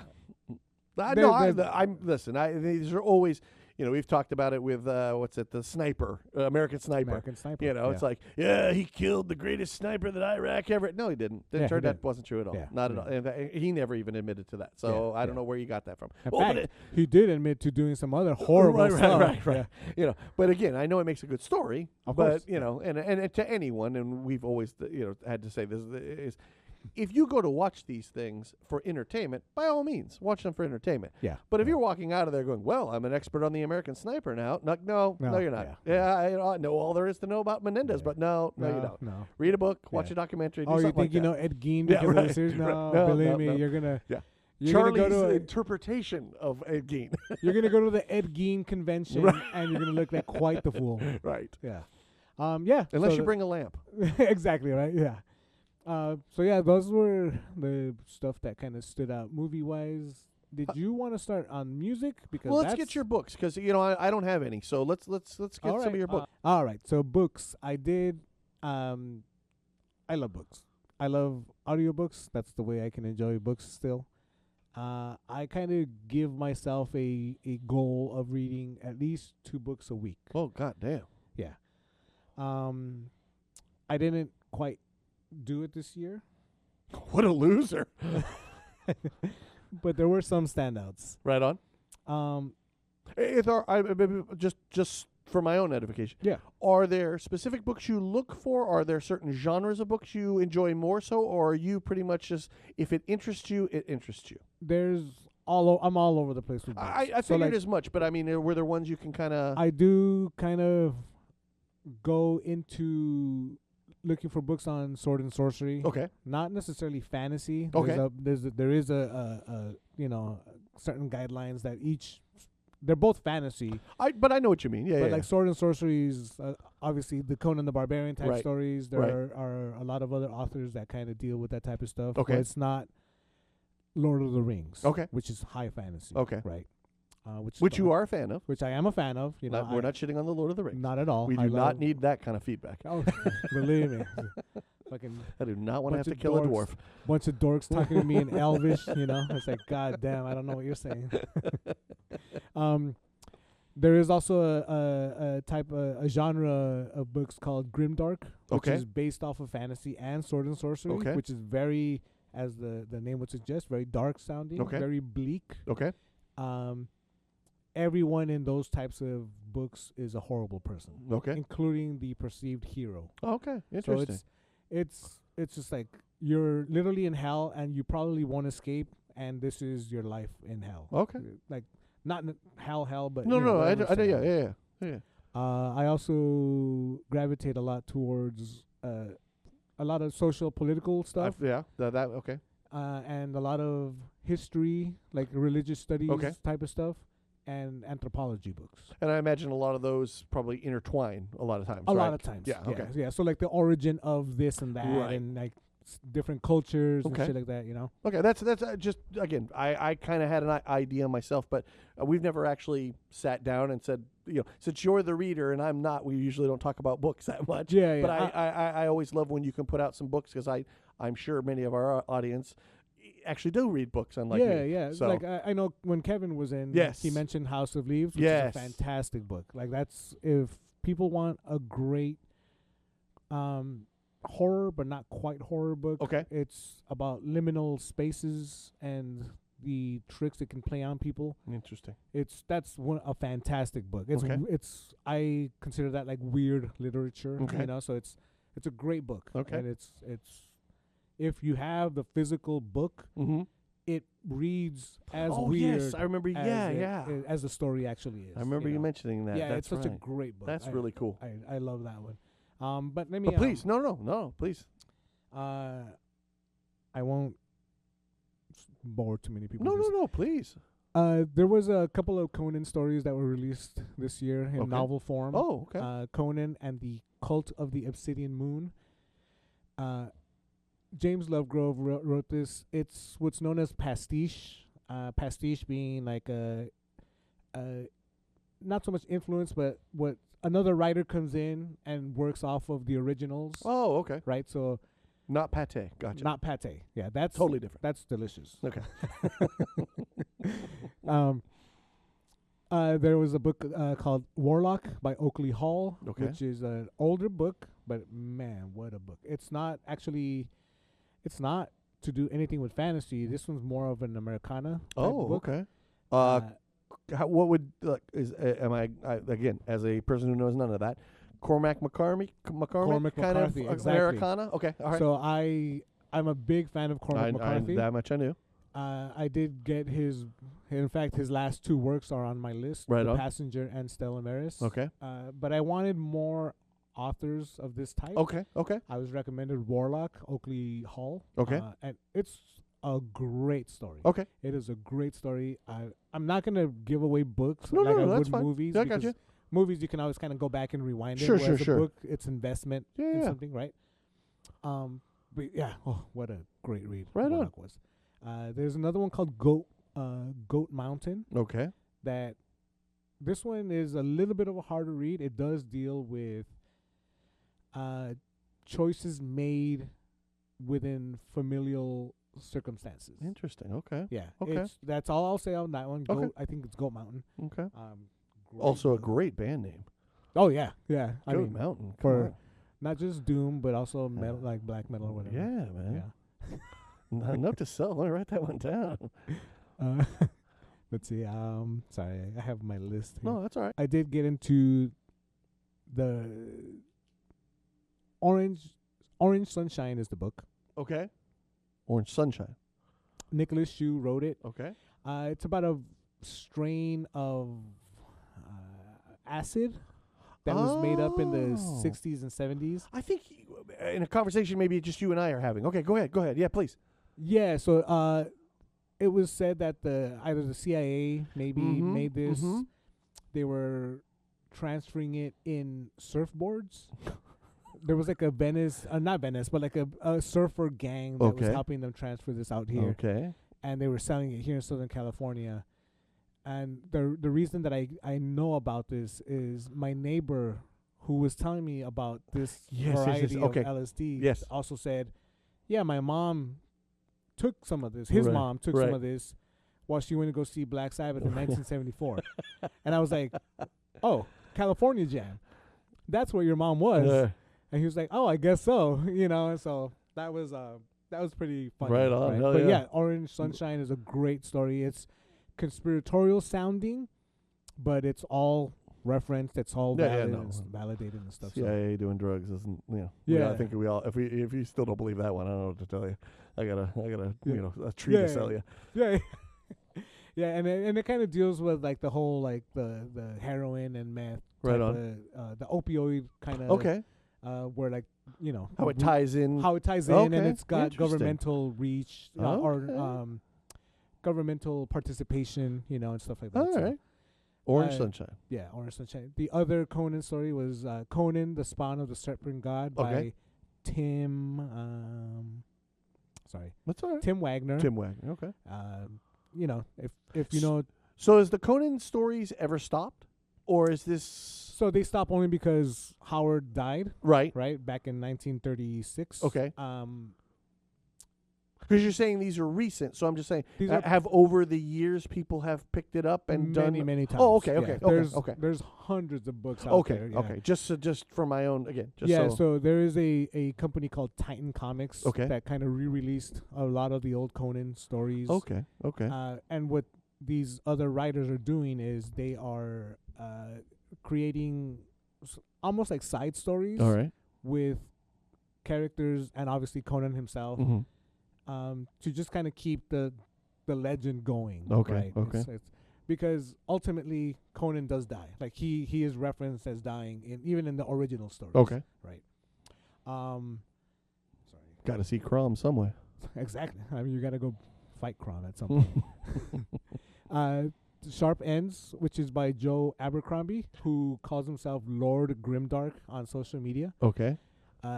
Crazy stories. So these are almost like supplemental to some of his other books. Okay. These are like the side stories of characters on the outskirts of his main storylines. So it was Sharp Ends. Sharp ends. Okay, not the Yeah. letter N. No, yeah. Okay, no, just ends. for okay that ENDS, which yeah. makes sense because it ties in like you just said. So these are supplemental characters that are on the outside of his stories. of his like grim dark / Interesting, sword and okay. sorcery stories. Very yeah. cool. It's very That's a cool. cool title for it too. It is because it's world building, you know. So Mhm. it makes when you're reading one of his other stories, and you're Mhm. like, I wonder what happens on that Sure. part of town. Sure. Sharp Ends has references to what happens. Okay, right? all right. I have no mouth, and I must scream. Okay, which but what's is- the title of the book? So that story is by Harlan Ellison. Okay. It's a collection of stories, but I wanted to read that story in particular. Okay. It's literally the person has no mouth. Oh, And, interesting. You know, it's like the emotional pain of life and having to express yourself. Oh wow. It's such a crazy story. yeah. It's Harlan Ellison is known for being like a weird literature. That name type of does guy. sound familiar. He's actually done movies that I know you're aware of. Okay. All Yeah. right. Good. Like That name does sound like I said, but then again, whatever. yeah. Maybe it's a book that you've also read of his that you mentioned, so it could be I might have maybe. maybe. All right. Very cool. That's a kind of a weird topic, but There's- interesting. There's a lot there's- there. Yeah. Tender is the flesh. Tender. Okay. Uh, Cannibalism book or Agostina. Well, you'd be surprised. oh. It's very dystopian. as and long that as you is- don't say it was a cookbook. Well, there are cookbooks involved. Yeah. It is very dystopian. Okay. It's very bleak. Okay. It's I believe she's from South America. And her name again? Because I think I interrupted you when you said her name. Tender is the Agustina. I can't even try that. last Okay. name. Wow. Holy moly. Yeah, it is. It's If you can, holy. yeah. You see it. Yeah. Yeah. Okay. Tender is the flesh, but you were saying very dark, Very dark. Yeah. It's just a dystopian look Okay. at life. If certain resources weren't around anymore. Oh, interesting. Okay. Yeah. There is a book called Sword and Scimitar, Sword and scimitar. Okay. which is about the clash between, let's say, the European / Roman and Greek Christian cultures between the Arabic and Muslim cultures of the Middle East. And the book is by Raymond Ibrahim. Is this more fiction or This is more historical? Historical. Oh, okay. Yeah. Okay. Okay. So I told you I'm kind of Yeah. No. That's why I wanted to just obviously you can also tell a fictional tale using those. So that's why I wanted to know you're reading a thing of history. Okay, so this is very Yeah. interesting. Yeah. This I mean this these are just kind of like the standout ones. Sure, Too, sure. so Yeah. I'm not gonna go like over everything. No. Butcher's Crossing by John Williams. Okay. Is another one, which is again that kind of dark Americana, and I don't mean dark as in like the setting. Okay. It's just kind of the situations, Okay. right? It's very accidental in how you get into these situations in the stories, Okay. but it's bleak. Okay. The results are bleak. The decisions made are bleak, and it's just like, oh, this is I can't do this. Okay. Oh my God. All right. Yeah. Do you put one happy book in any of this? Is there a hop on pop at some I point? to I try to would love take the edge off I a would little. love a happy book. Believe me. It's called Harry Potter. Try The- one. It's yeah, it's a there's- little happy, No. Here's but- another The Beautiful Thing That Awaits Us All Hmm. by Laird Barron. Okay. And it's not a happy book. Oh. It's it's again. That title wasn't helping because I thought it was. it's a beautiful title. I got yes. But it's very, very grim. It's Okay. very, and this is fiction. This isn't like anything to do with fantasy. Okay. Really, it's just a dark book. Okay. It's actually kind of depressing. okay. I'm very big on books that make me sad. Okay. So I know. This is one of the. I like music that right. does the same, so Hey, I totally science, understand. It's called in Spanish. It's Psychomagia Okay. by great director Alejandro Jodorowsky. Oh. It is his belief system, pretty much, Okay. and it's how he lives his life. It's very, very involved. It's a lot of I don't want to say ritual, but it's a lot of mental fortitude that you have to apply. Okay. And it sounds weird because it sounds like, oh, it's like psychic magic almost, or psycho magic. Okay. But it's very practical as well. Okay. Yeah, Alejandro Jodorowsky is a poet, and he didn't even know it. No, he's a great writer. He used to do comic books with a really great actually, French artist named Mobius. Yes, this is okay. Just so I know, this is the guy that was thought about doing Dune, right? He And he did, was gonna do Dune at one point. But his bigger films are which ones? El Topo, there it is. Santa Sangre, Thank you. Holy Mountain, Holy Mountain. yeah. Yes. Okay. Okay. I just Fondo making sure that I'm Elise, thinking of the same person that you're talking about. Yeah, yes. this yes, is the yes, director. okay. Like when you think of like, I wonder what this director writes about in his everyday. Oh, well, my- this book is it. What a shocker. It's so good. Yeah, it's so good.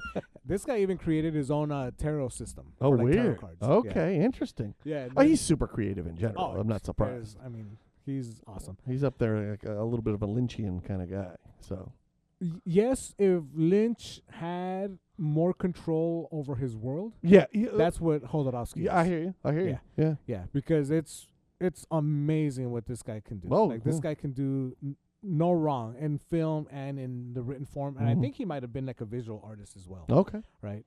The last one is actually the last installment of a series by Michael Malme. Okay. It's science fiction. Okay. I think it could be considered like military science fiction or, Oh. or hard science fiction, maybe. Even. Okay. It's called Dark Side.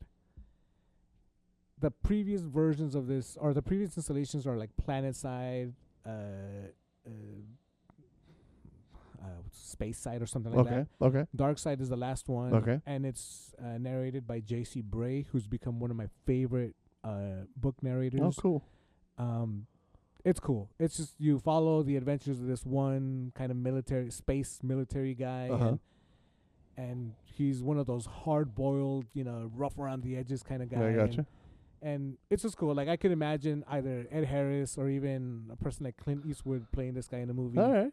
And it's got lasers and aliens and all that cool shit, but a lot of earthly politics. Okay. Okay. So it's if earthly politics polluted the other planets, Okay. All which right. is very fucking cool. Yeah, that's okay. It is really cool. And you said this is the third in the series. fourth. Fourth. The Oh fourth, shit. yeah. Okay. He's Okay. got 3 other books, and I've been waiting. This book actually came out at the end of last year, I want to Okay. say. Okay. But Amy and I've been reading these books kind of together. Oh, nice. But this one, I was just like, I can't wait. It's there. It's waiting for me. I'm gonna. I'll take whatever trouble comes my way. Yeah, it's better asking for forgiveness than permission. Right on, man. Yeah, so that was some of the books. I want to give a quick, just literary shout out to The Bible Unearthed, Okay. which is about kind of comparing historical moments in the Bible to real life history, Oh, interesting. and obviously seeing that the Bible is not just full of shit, but like how it's kind of expanded on Mm-hmm. to retell what happened in actual history to match the writings of the Bible. Makes right? sense. That and The Golden Bough, which is a must for anybody into any sort of anthropological study. Okay. I don't remember the author. It's Okay. like Sir something or other. Oh, He's wow. a British dude. It's a long fucking book. But I remember when I first went in to study anthropology, Uh huh. one of our professors said, if you can get your hands on this book, get it and read it.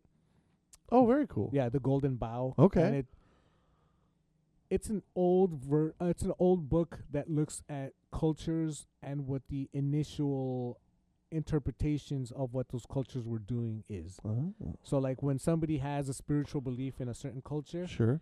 and they explain it to the person who wrote the book, this is his interpretation of all that. Like, oh, that's what this Ah. means, and this, Okay. yeah, it's one of the I think one of the best books out there. Certainly, it's helped in my understanding of anthropology Okay. and shit like that. And so, The Golden Bough. Golden is- Bough. Yeah. Okay.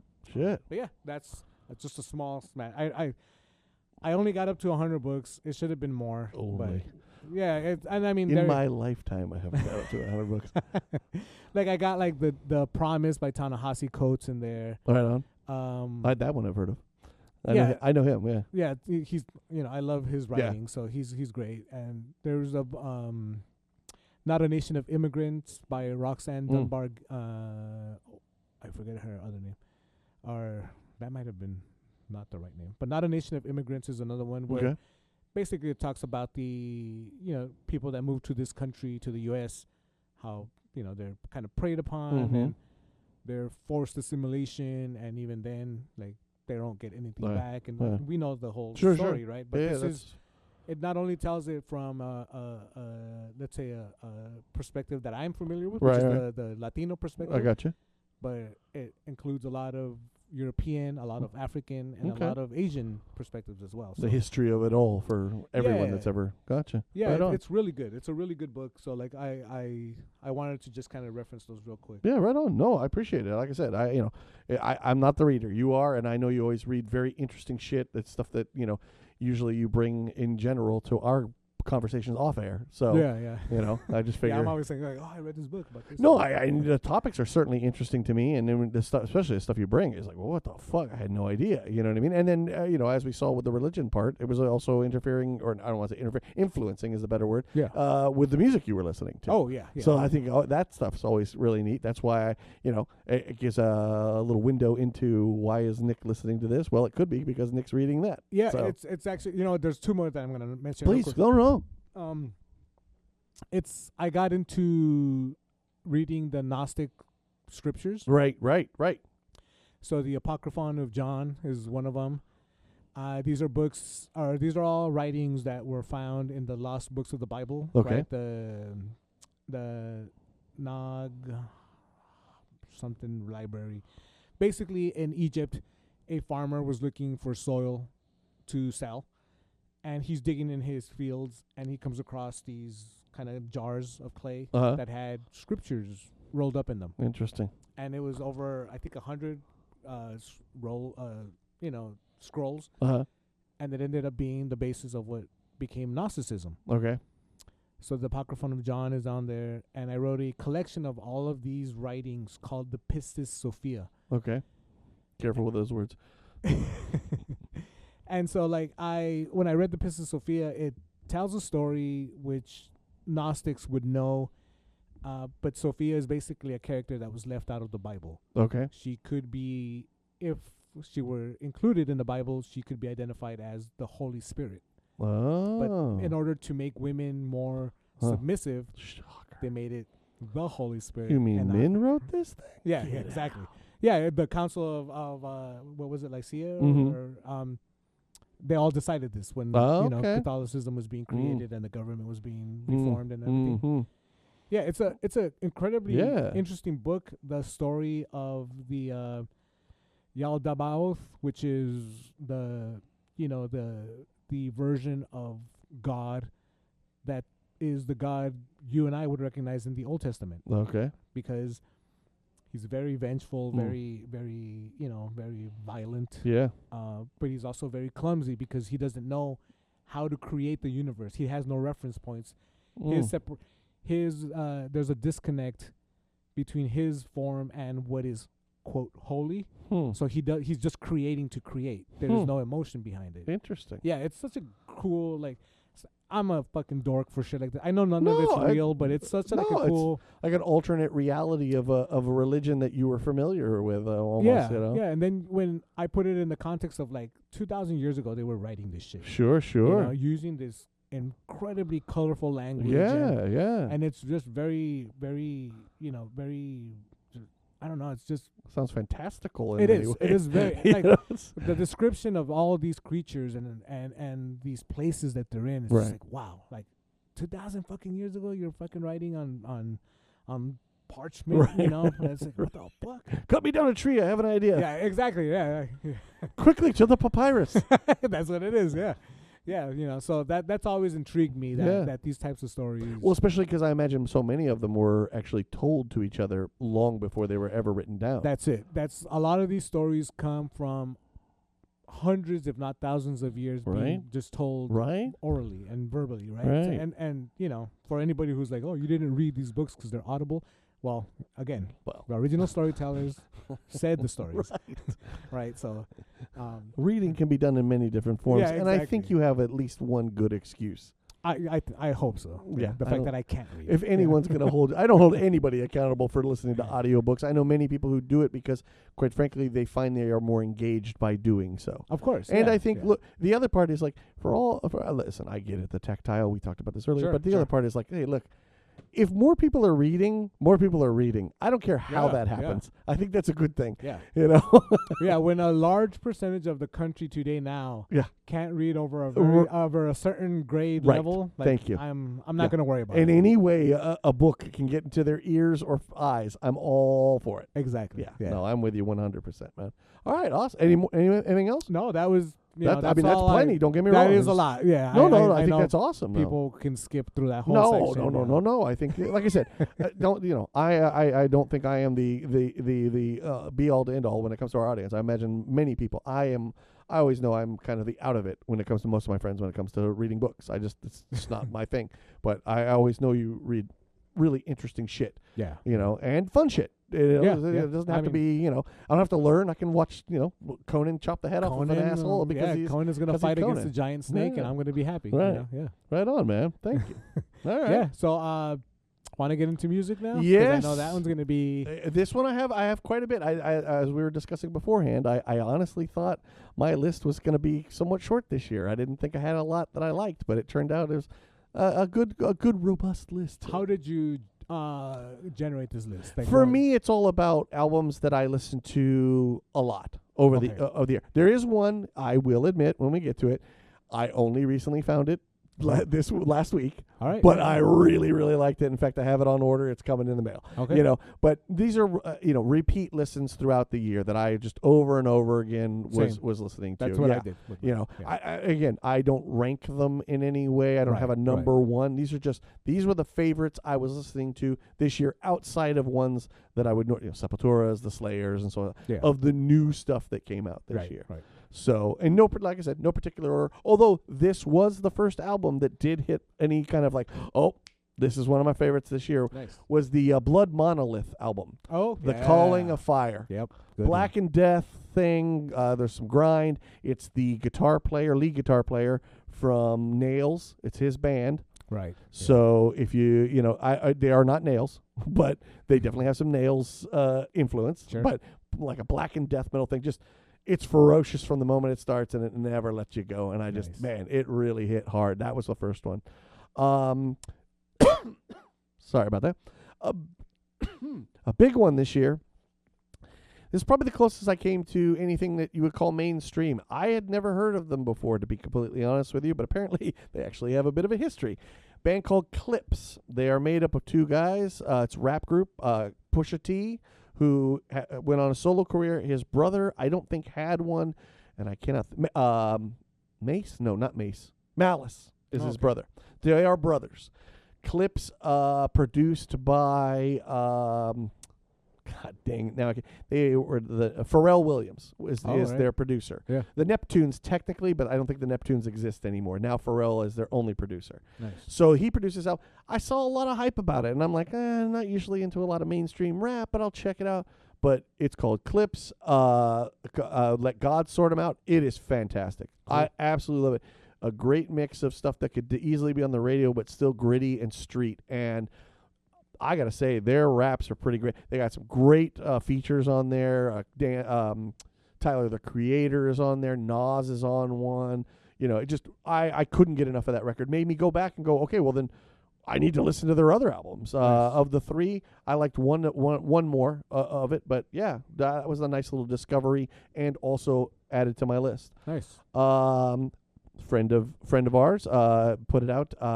Hater Man, Sanders project. Yeah. Yep. I won't even begin to try this title because I don't even know that it's English. Experimental, noise, industrial, sonic stuff. These aren't songs. You know This what I- is the project with Pete as well. I believe he guessed it on the He's last on one, there, and I yeah. think he might be on this one. But overall, I believe it's Sanders' project. Okay. Nice. Another favorite of mine was The New Sun. Really enjoyed that. Yeah. Harkened back to kind of the older Sun, the Eternity's Pillar, with Rays of Chalice. Yep. And Reventail. Yeah. Reverend, yeah. I really enjoyed it. I thought it was fantastic. Again, kind of return to old. It didn't have, you weren't getting the last couple albums, and I say this with all love, were a little lighter. They were a little brighter. There was More accessible. more accessible, more air in them. Sure. This is back to almost like Grim Robe demos kind of shit. Right. And I really, really enjoyed going backwards in that way. Another early one that came out early, and I thank God I've seen it on some people's lists because I was so afraid it would get lost. And I thought, wow, is Wake's The Return to Magic. Yeah. A good one. Sludge. I mean, dude, fantastic. Well, great band. Yeah. Their last few albums have been amazing, and just came out early this year. I think January. So it's just like one of those ones you hope didn't get lost in the shuffle. And so far, I have not seen it. I've seen a lot of people putting it on their list. I think they are a fantastic band, and I think they just keep coming back with these epic, sludgy albums that are full of emotion and full of just like, a return to magic. That's not usually your kind of sludge stuff you sing about. You know what I mean? Yeah. And I've always loved this band. Another friend's band, Savaging. Eric doing the vocals for that. Vignettes of Cruelty and Callousness. This is just like straight up black metal. This is, I guess, what people would call orthodox black metal, I believe. It's just straight up, just going for it. And really, really cool. I really liked it. As you said, Baneful Genesis is going to be putting out the record. Yeah. The cassette is available right now. I would highly recommend that one. One that I didn't see on a lot of people's list, and maybe it's because a physical form did not come out, the new Volan. Oh, yeah. The Popoval. Dude, fucking loved it. I thought it was fantastic. Maybe the physical form is why people are kind of forgetting, or maybe people didn't like it. I don't know. Maybe I'm alone on this one. Either way, fantastic. I always think they bring great shit, and this was another great album. I would highly recommend. Yeah. Reckon Reference, found them again. I've missed two records. Yeah. Dude, Stay Calm, I think is fantastic. Very angry. Just it's more gritty than the last ones I remember. I love their first two. So and in the meantime, I didn't even know there was two albums. I've been missing out. Yeah. So, again, my growth into death metal continues to grow. Contusion, Insatiable Lust for Death. I fucking just Neanderthal kind of like. I think I was telling you when I was playing it in the car. It's like if you love the fast parts of Primitive Man, that's what it sounds like to me. Yeah. But and that death metal style. Another one I thought was really great, Malefic Throne, The Conquering Darkness. This is, in some ways, a super group. You're talking about Tucker from Morbid Angel on bass, and the drummer and the guitar player from Angel Corpse. And, it's something we talked about when we first were looking into them. It's like, sometimes this doesn't work. Sometimes it's everybody trying to do their version of whatever bands they were in before and trying to squeeze it. I think what they did was perfect. Yeah. You hear the intricate individuals, but it is a cohesive fucking album, and I couldn't recommend it enough. Yeah, I think it's really great. Another death metal one that I found, Pulsating Flesh, Gurgling Pustulence. No, not a folk metal record. I know it sounds like that, but no, they are death metal. It's essentially it's an EP, but it reminds me, not musically necessarily, but that early Carcass where it's about grossing everybody out, So in between songs, it's talking about like, doing the operation, cutting open this, and on and on and on. Really cool. Yeah. Really, really loved it. Another, Steve Von Till. I thought I love where he's going musically lately, adding a lot of the ambient to his folk. And so we got to see him live, what was it, a couple years ago? A couple years ago, yeah. Fantastic. Now he's bringing more players with him. Where was that? On Fletcher. Yeah, right? I can Fletcher's see it. there. I can see us in there. Zebulon. There it is, Zebulon Cafe. Yeah. Fantastic show, and just I love the direction he's going with that, adding the more ambient stuff to his folk and everything else. Yeah, to see it grow in that way is amazing. Some country. Charlie Crockett, I think I mentioned him one of the times. He is supposedly a Davy Crockett somehow down the line, called $1 a Day. Just good old country, just like kind of stuff, not necessarily radio country, but just like that, like as soon as you hear it, it's country. And they're good songs with a good rock influence to them. Yeah, I really, really enjoyed that. Another big one that I was very excited for, and thank goodness it lived up. As anybody who listens to this podcast knows, I am a Mike Patton fiend. He did a album with a band called the Avett Brothers, for those who do not know, kind of a indie folk rock band kind of thing. I have one of their albums that I very much love, never got into much else, was absolutely shocked that they were doing an album together, and was very interested to see what they were going to bring to it. I absolutely love it. It's really, really cool. You can find they played live on. I think they did Jimmy Kimmel. I think they did Sunday Morning CBS. So they've been making the rounds. They're gonna tour this album. Right? Yes, they are, which I'm very excited for, and I probably will miss because I imagine those tickets will be way beyond anything I can afford. I mean, Another one that is consistent for me this year, Wreckmeister Harmonies. Such a fan. Flowers in Spring. Yes. I cannot say enough about that band. I love to see the progress. Started with the one guy. Now he's brought on the lady that becomes. She's kind of multi-instrumentalist. Their songs, just the way they structure them, it's experimental. It's drone. It's doom. It's ambient. It just they just put me in such good moods when I listen to them, and they're just so dark and heavy in some places and beautiful in others. I just can't say enough about Wreckmeister Harmonies. Yeah. Really, Yeah. really love that that's band. a good one. Yeah. Let me see what else. This was probably of death metal my favorite of the year. Hedonist. Okay. I had to look this up. Scalpomenacey. Apparently, it's kind of a religious. So it's CSCAP. So scap. Scapulency. Scapulency. Yeah. Okay. See, thank you. Death metal came out on Southern Lord. Fucking loved it. Oh yeah. I really, really like this. I had to come back to that one. It's- I remember telling you at first I didn't like it. and the then- vocals you mentioned, and Yeah. I understand that they're probably not its strongest part, but man, I just ugly and nasty death metal. I take it back. I take it back. Oh, on the okay. vocals. Yeah. Okay. It's a great album. I love it. Really fucking. I good. can't listen to it enough, and that it's not, like I said, these are mostly based on spins. I spun the shit out of that record this year. Yeah. I would have spun it more if they would have put it on CD right away, but we had to beg and beg, and Southern Lord finally relented to our begging. Good So- Conan references on that. album, Yes. too. Oh, yes. Very cool. And then, to me, they can do no wrong. Primitive Man's Observance. Yep. Like, my God. Yeah. I was lucky enough to get to see them twice this year.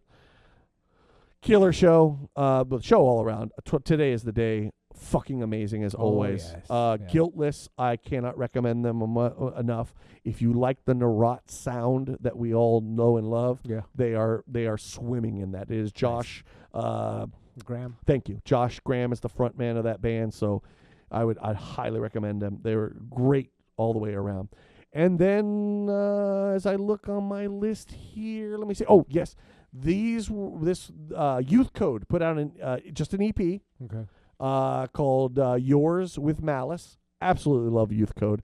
I love the energy. I love the punky industrial feel that they bring. I fucking love her vocals. She sounds like she's about to kick your fucking skull in with every word that comes out of her mouth. Yeah. I really, really love that band. And I thought the EP was fantastic. And quite frankly, just a way to tell people, go listen to Youth Code because they're fucking badass. Last one on any kind of metal. Here we go again. Anthrodynama? Okay. Yeah. Unspeakable horrors emanating from within. Again, Hell yeah. Death Doom. This was a late find. Found them last week. Although the article mentioned how it was like, yeah, check out this new song. And it came out in August. I don't know how that happened. I don't know how those feeds work. I really don't give a shit. I'm glad I found it. I cannot get it. It is my kind of Death Doom where it balances perfectly, but man, that death is gurgly. It's ugly and disgusting, and I fucking loved it. I again found it last week. I already have it on order. Nice. I had Very to buy nice. it because it Yeah, was just it's cool. It's just I know that one's getting plenty of spins. And now my other list would be I want to go to the hip hop stuff because mainly that stuff is fairly long. Other than Clips. The other one that I really love this year, and is a guy who can do very little wrong in my mind, is Freddie Gibb. He put another one out with The Alchemist, who I think I mentioned in another episode. The Alchemist is having a fucking year. I mean, this guy has been on tons of productions of some pretty major albums this year. Good on him. He has been slugging it out for a long time. People in hip-hop definitely know his name. I think he's one of the greats. And when him and Freddie get together, they already did the first one, Alfredo. This is Alfredo 2. Fantastic. I mean, it's just nice. For me, a lot of times, especially with hip-hop, it's all about I want to see the pairing. Yeah. Who are they doing it with? And you'll see this more so when I get to my boy Boldy, when he does 8 albums in a year and only 3 of them that I can actually stand. Even though I like him, it's about Yeah. to me it's always about the pairing. And that I thought once again Freddie Gibb just continues his run, and I have seen people, and I love hip hop, but I will do not pretend to be any kind of super knowledgeable guy in the history of it, and on and on and on. And God knows there's plenty I'm still learning. But I have seen outside of myself, people are saying his run right now, album wise, is almost unprecedented in terms of the album. Not just that he's putting out albums, but how good each of them are all the time. That's cool. Yeah. His work with Madlib, which is my favorite producer probably in all of hip hop, has just been amazing to listen to the shit he's done with him. Arm & Hammer, again, with The Alchemist. They are so interesting. I actually was playing them in the car. My wife was just like, what is this? Like, not bad. Like, I recognize they are hip-hop style beats. I recognize they're rapping, but this is not hip-hop in the way I understand it. It's almost stream of conscious. They use a lot of metaphor. It almost is reminiscent, and I could be totally wrong. This is just from my experience. When you hear the stuff that influenced hip hop, Yeah. the stuff where it's spoken word and a guy is kind of on the drum, it's beat poetry. You know what I mean? Yeah. But African Americans doing it, even some early Gil Scott Heron. Sure. That's what it almost feels like. There's a message I'm trying to get across to you. I'm not interested in following the beat necessarily. I'm interested in trying to get this thing that I'm coming across. So it feels like almost freeform jazz mixed with hip-hop, mixed with spoken word, and it's so unique. And each of Arm & Hammer, as I mentioned before, are 2 guys, Billy Woods and, I'm blanking again. Mike, I think his name is Mike. I think that's what he just goes by, Mike. I could be wrong on that one. But they're 2 guys. They do their own solo shit, and then they come together to be Arm & Hammer. That's cool. Yeah, and they have done, this is their second album, Mercy. This is the second time they worked with Alchemist. Can't say enough about it. I just, if nothing else, I would say if you're into hip hop, give it a listen. You may not like it, but I promise you won't say, oh God, I've heard this a million. No, you haven't. It's very different, but very cool to see that hip hop continues to grow and expand on what is hip hop. You know what I mean? That it can exist in the same place as a Clips, as a Freddie Gibb, as a or as a Drake. You know what I mean? Let's see, what else did I have? Oh, KRS-One is an all-time favorite. I mean, the man is the professor. Knowledge reigns supreme. However you want to call this man, he is that. And for him to have been doing it as long as he has and still be putting out quality albums, and this one is Temple of Hip Hop, it is fantastic. There are some fucking bangers on that thing, man. And he just, That's the name of the album, Temple of Hip Hop. Yeah, I mean he's the professor. You're gonna listen to him. You are gonna learn. You are gonna get schooled. And he has these great clips in between each song where people are saying those very things. You know what I mean? Like, I think one of the ones that stuck with me the most, I don't know who it is, but it's a guy saying, what he showed me is that I could be street and knowledgeable, and one did not have to dictate the other. And I always love that about, him in general. But yeah, he's amazing. Another one, Earl Sweatshirt, Live, Laugh, Love. Very different guy. He works with Arm & Hammer a lot. I think he's on both of their albums with The Alchemist. I've seen him included in mumble rapping, but I don't know enough about that to say if he is or isn't. Very abstract. He would be experimental, abstract hip hop. I think they would call it, or indie hip hop. You know what I mean? I really dig him. It's another one of those listens where you go, that's so different than what I would normally be listening to, and I love it in that way. But he's always consistent with great albums. He had one last year that was fantastic. I believe Voila. That was really good. I think that's what it was called. This one was interesting. Mobb Deep. Now, technically, Prodigy has been dead for a long time. Yeah. This is part of Nas has a label that he is trying to essentially promote, like old schools. He did this one this year, his own album, and he did another one with another rapper who has long since died. Big L, and kind of unreleased shit. I was disappointed in the Big L one. I mean, to me, a lot of posthumous albums are not very good. I think especially with hip hop, there's such a live feel to what you're doing in the studio. Yeah. To try to put people in and around that person, you know. The Yeah. DMX one I didn't think was very good. You're also leaving it up to after the fact people coming in and try to give what your idea was supposed to Right. be. Like what was he trying to say, Yeah, or what yeah. was this? Yeah. And you never know what it's a part of. Maybe Right. it was just a stupid idea, you know Yeah, what I yeah, mean? yeah. Few of them work. Tupac famously, as we know, there are many albums. The one thing I would say for him is when you learn about Tupac, you know he was in the studio constantly. Oh yeah. These weren't throwaways. He was Oh, at some point a beat was going to be put to them. Yeah. I will say, other than some of the Tupac ones, this is by far the best posthumous album I've ever heard from a rap group. And that doesn't say, because I've not heard all, but for me, once again, The Alchemist was also a part of this. He produced a few of the songs, even though Havoc is, the main producer guy. Yeah. Really, really enjoyed it. I love Mobb Deep, especially their 3-album run there, but Hell on Earth and Infamous and shit, I can't remember the third. Either way, love those 3 albums. And this one, Infinite, I can't recommend it enough. If you like Mobb Deep, I think you really will enjoy this for a posthumous album. I'm not saying it's groundbreaking. It's not changing the world. You know what I mean? Because, look, you're making an album with a guy who's been dead for 5-6 years. Mm-hmm. It's very difficult to do and make it. But I think they did a hell of a good job on it.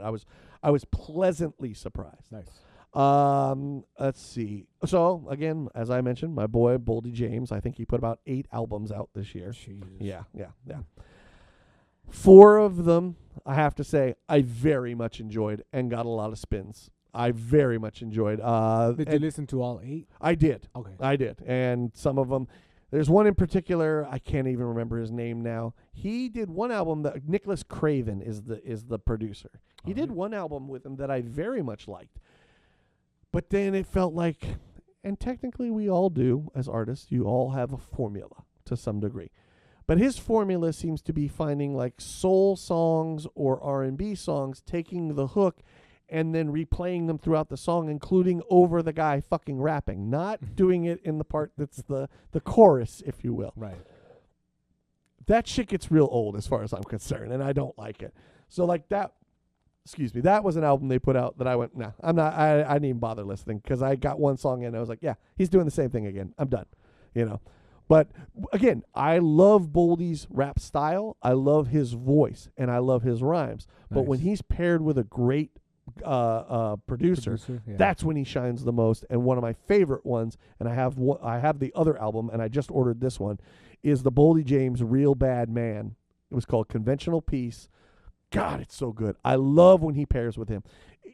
I feel it's like, in a different way, I imagine it's like when you find someone you connect with musically. Yeah. You know what I mean? And it's the same thing here. It's like, I know what beats go great with your style, Right. and he just finds that. That's cool. There's another one, V Dawn, called Alphabet Highway. I really enjoyed that one.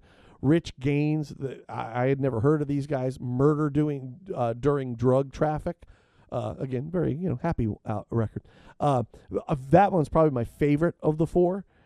Great beats, and again, Boldy kills it. And then another one with Ant Beats called Homage that I really liked. Nice. So yeah, for his 8 albums, I like 4 of them. So 4. you're being 50-50. 50. At Yeah, least with me. that's not bad. It's not bad at all. Again, I see this being somewhat of a trend in hip hop. I understand plays are a way to get people to notice you. Are they like full albums? Oh yeah, Okay. yeah. Well, I take it back. One of them, and I can't remember which one it was, I thought was a full album until I looked and it realized it was 6 songs, and then it was the same songs. They were just the instrumentals. Oh, I Yeah. see. Okay. Because there's the other one. Because we're gonna get to him. My other favorite, I really do like this guy, AJ Suede. I Oh, yeah. very much like AJ Suede. He put out 4 albums this year. His first one was the first one he had self-produced, and I was very excited for it. I know I come from rock and roll, but I'm sorry, 20 minutes is not an album. It's not an album. And I'm not paying $30 for it either. That's a single. I'm sorry. Even in hip-hop. Come on, bro. Yeah. So, and it was good, but again, there's a certain producer, Televangelo, I think is his name. He's got 2 albums with him that I absolutely love, and I think AJ just shines on those. Nice. But these 2 that he put out this year that I really liked were AJ Suede, Grateful Dead, and the other one was Thrown Away. Man, he is almost psychedelic in the way he does it. It feels very dreamy, very like acidy, very high when he's rapping, and the way he very interesting, what do I want to say, references, Yeah. you know? And I love his vocal style. So he's definitely a favorite of mine. Another one, like I said, put out 4. I like 2. Again, 50-50. You're not doing too bad. My last one, I believe it is. Yes. I guess this is a little controversial. This is one of those ones where I'm not on the internet in this way to really see this. So there was a lot of hype, understandably so. Nas was going to put out an album with DJ Premier. DJ Premier, best known from Gangstar. Right. One of the top DJs in hip-hop. The guy is legendary. More importantly, is the DJ on Nas's first album that did New York State of Mind, and I think 2 others on his Illmatic album, which is considered, for most people, the greatest first rap. What's the word? Your first album. Your so like first album. It's considered one of the greatest debuts. Thank you. That's the word.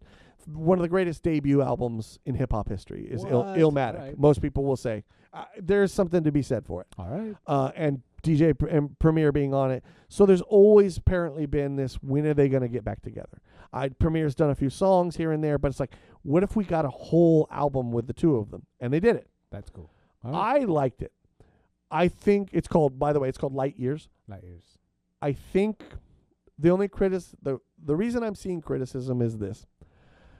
I think people built it up in their heads, and they thought it was going to be monumental. In many ways, it is. Yeah. You're talking I about mean, 2 giants together in a room making this record. Being billed as the greatest debut in hip hop history is That's quite a feat. Oh, absolutely. Well, this and without going on a tangent, I have read this and I believe it too. One of the things, if there's one criticism of Nas's career, it's that he came out of the gate so fucking strong. Yeah. It made it harder for him to keep. Now, I still think he has about a 4-album run that is amazing.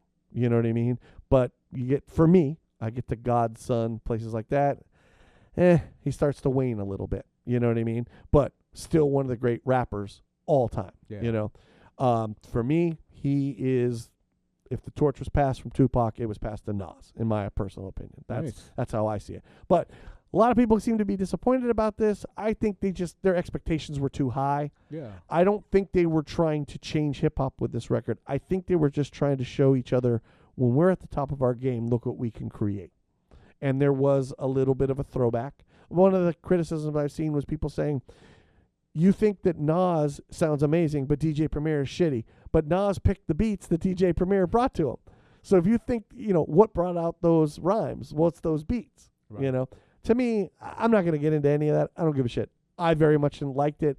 It was the culmination in a way, but I don't know if those things ever live up, right? You know what I mean? That's true. Yeah. So either way, I'm glad that we have it. I'm glad it's on wax. I'm glad, and I would recommend it. Light Years. Light Years. Fantastic. Okay. But Cool. yeah, those were albums. Obviously, the Nas one did come out 2 weeks ago, so they didn't get as many spins, but it's gotten a shit ton of spins since I got But it. it's that good. Oh, I very much loved it, man. So yeah, those are the ones that, like I said, I was spinning all year long, and I very much loved every one of them. I would highly recommend them.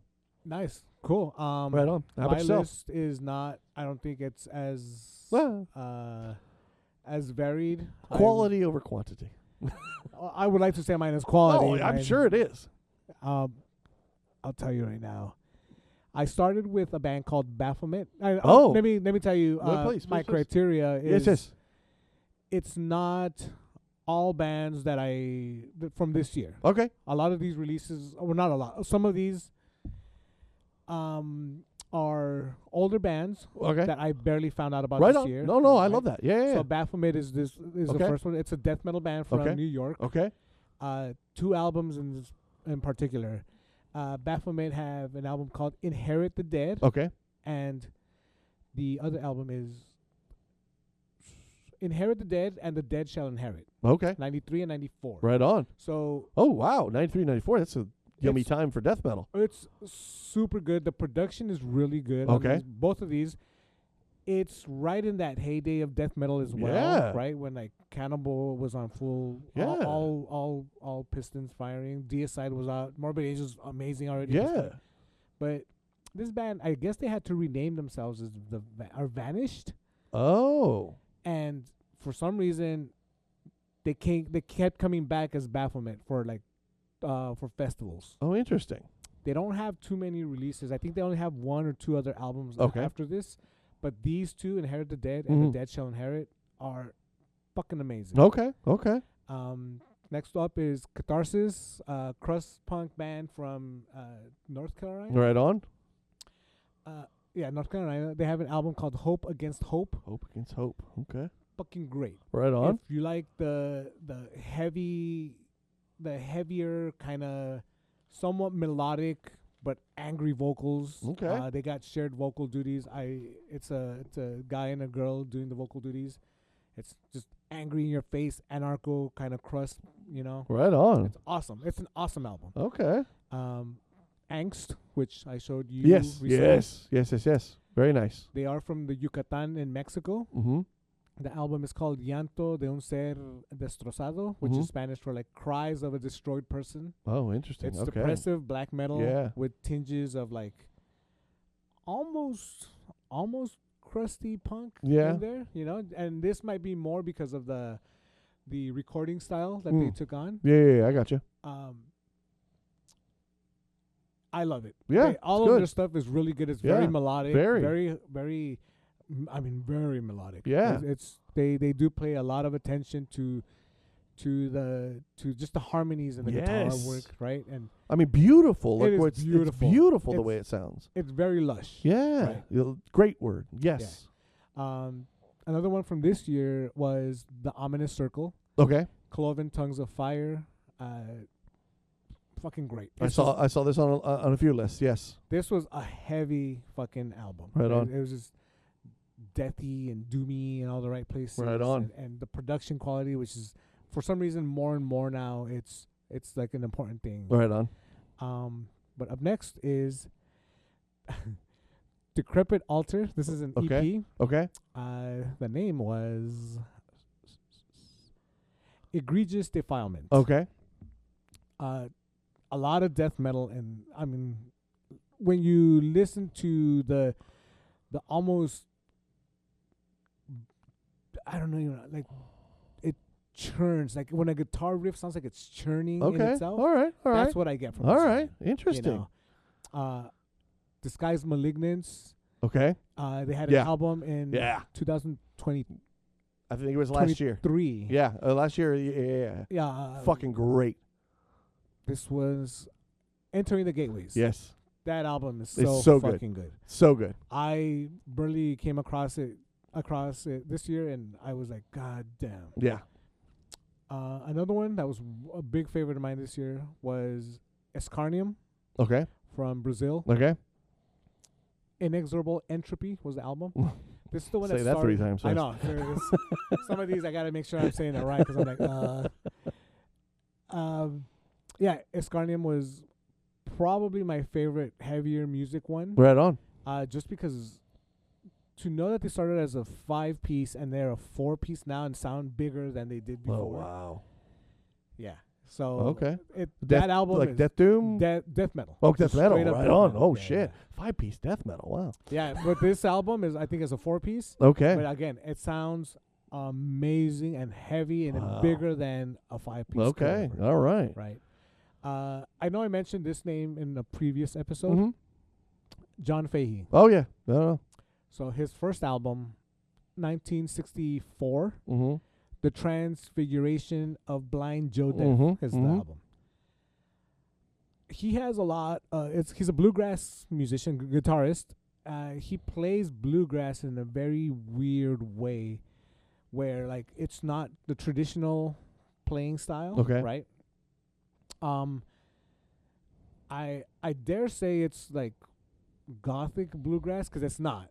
but it's just he has songs like that are requiems, Okay. death songs, gotcha. and stuff like that. But he also has like Christmas music. Yeah. Which, I don't listen to that shit, but everything else that sounds creepy, I do, and it's got this weird just tinge of like spookiness over it. All right. And I don't know if it's again he has a weird belief system. I remember you saying, yeah. I don't know if it's because of that, but it's really good. Right I on. I really fucking took to that guy's music. Right John on. Fahey. There is a kind of an electronic. I don't know if it's a single person doing this. Mm-hmm. And I believe it is a she, so I Okay. will use that. And if I'm mistaken, please apologize. I apologize. But the name of the project is Foie Gras. Okay. They have an EP from 2019 called Holy Hell. So it's great fucking music. It's very synth driven, heavy synth, like Mhm. the kind that just sounds like a buzzy guitar almost. Okay. Okay. But she has another project that's a hardcore punk band where her vocals are night and day different. Oh, interesting. In Foie Gras, it's clear. You Uh-huh. can hear what she's saying. Right. Right. In the other project, which I believe is called Guilt Okay. or Jilt, Okay. Gylt, Okay. rough voice scream. It's almost borderline like a death metal-y voice. Oh shit. Just Okay. Awesome vocals. Very It's cool. Awesome vocals. Very cool. I don't know the name of that band because they keep putting out a lot of singles. Okay. So I would be, I don't know. I would be remiss if I could say that I remembered. I got you. No. There is a kind of a indie band Uh-huh. from Moreno Valley called Archer O. Okay. I was introduced to them by the daughter of a really good friend of mine, who's gone to see them a bunch of times. All right. If you like a simpler Interpol, Okay. Archer O Oh, is their okay. shit. All right. Yeah, they're getting really popular, and I like the fact that they are from around here. Right on. Well, from Moval, which Yeah. is not around here. No, It's, but out in Egypt out there. we SoCal is big enough. It is. It is. Another EP is from Long Beach, Nightmare Body. Okay. If anyone listening has ever been to Quesera out in Long Beach, Mhm. then you might have run across one of their door people / bartender named D. Okay. She was in a previous band, but in this one she plays guitar, and it's kind of like a black metal, also kind of crust punky sounding. Oh, okay. All right. Very fucking heavy. Right on. Heavy as hell. Right on. But Nightmare Body is the name of that one. Okay. 2024 brought me into this year Uh-huh. a one-person project from Russia called Lavandula. Okay. She had a project called Fuck Beauty, Embrace Death. All right on. So she also recently released an album just yesterday. I have yet to hear the entire thing, but the first song on it is heavy as fuck. Okay. It's, I want to say death doom, funeral doom, I gotcha. but the fact that it's one person just creating savagery. It's All right. Oh my god, it's so good. So Lavandula from Russia, Fuck Beauty, Embrace Death. Okay. There is a band called Blue Tile Lounge. 1995. I didn't know about these guys. I Okay. just found out about Yeah. them. Yeah. They have an album called Lowercase. Okay. It's shoegazy, Okay. not like the heavy shoegaze guitar. I gotcha. It's really dreamy sounding. Okay. Like dream pop almost. Not so much. Okay. Even more stripped down to that. Okay. But it's really well made. I'm actually surprised that they're not more popular. Well. But they have 2 albums. Lowercase is the one that I really like. Right this on. year. Another return to heavy stuff. Out of Florida is Grave Gnosis, which is like a black metal band. Right on. Occult black metal, as Okay. they call themselves. They have Annihilation Hymns. Okay. They had, I forget what the name of their last year's album, like Perversion Crowned or something. Okay. They released their previous album with instructions on how to perform rituals, Oh shit! like satanic rituals Okay. with their music. So Thank God the PMRC isn't around anymore. yeah, they actually made a reference to that in one of their posts. Super fucking heavy and just it's weird. Right which on. I get like almost tinges of like a proggy black metal, but Oh. not so confined in trying to be prog. It's just Okay. fucking weird for the sake of being Okay. weird almost. And then the last kind of couple that I have, one is named Glenn Branca. Okay. I don't know if you've ever come That across name this. does sound familiar. He's a minimalist composer Okay. from the East Coast. He works a lot with guitar recordings and droning guitars and Okay. stuff like this. So he did a series of recordings called like symphonies, and again, it's just guitar layered on guitar, layered on guitar. Uh-huh. He plays the percussion on the guitars. He Oh, lets them interesting. play out in drones and just Okay. builds and builds on all of this. Oh wow. He recently passed away, apparently, like 7 years ago. Okay. But I had no idea who this Sure, was. sure. I got introduced to his music this year, and it's fucking weird to the point where I cannot. One thing about me is I love droney shit, Yeah. right? And this dude is just the stuff he put out. He has one I think called something like "The Devil at the Gates of Heaven," Mm. and it's fucking great. Right It is on. fucking great. I Okay. cannot say it. Glenn Branca. Branca. Okay. Yeah. And then the last person, and this is like the more in depth one because Uh-huh. it took me almost a whole year to really understand what he was trying to do. Okay. Mexican orchestral composer Okay. by the name of Julian Carrillo. Okay. Julian Carrillo, born in the state of San Luis Potosí, Mexico. This guy dropped out of school at the age of 5, and then just studied music on his own. Mm. You know me, limitations breed Yeah. creativity. I agree. So this dude was so creative enough to go to Germany he was born like in like 1890 or something Okay. like that. Okay. Or no, even before that, 1850, or some weird shit. I gotcha. 1870. But he got to go to Germany and got the first violin chair in an orchestra in Germany. Wow. Apparently performed with a bunch of groups out there Okay. and a bunch of composers, and a lot of people liked what he was doing, but he also decided to study music to the point where most people will know what a 4/4 song is. Sure. He went and dissected it to the 16th degree. Well. And where people know the do, re, mi, fa, sol, la, and all Mhm. this. I've seen Sound of Music. So he went and created his own terminology, but created 32 different terms Wow. for his version of music theory. God damn. Yeah, it's fucking crazy. He created all of this on the 13th of June on whatever year it was. Okay. So his style of composing is called Sonido 13, 13th sound. Hmm. And I listened to his stuff, and it's orchestral music. Hmm. It almost sounds like a soundtrack, Okay. but it's haunting as hell. Hmm. It is very, very haunting. He has a whole piece called Matilda, which is just fucking beautiful. Mm-hmm.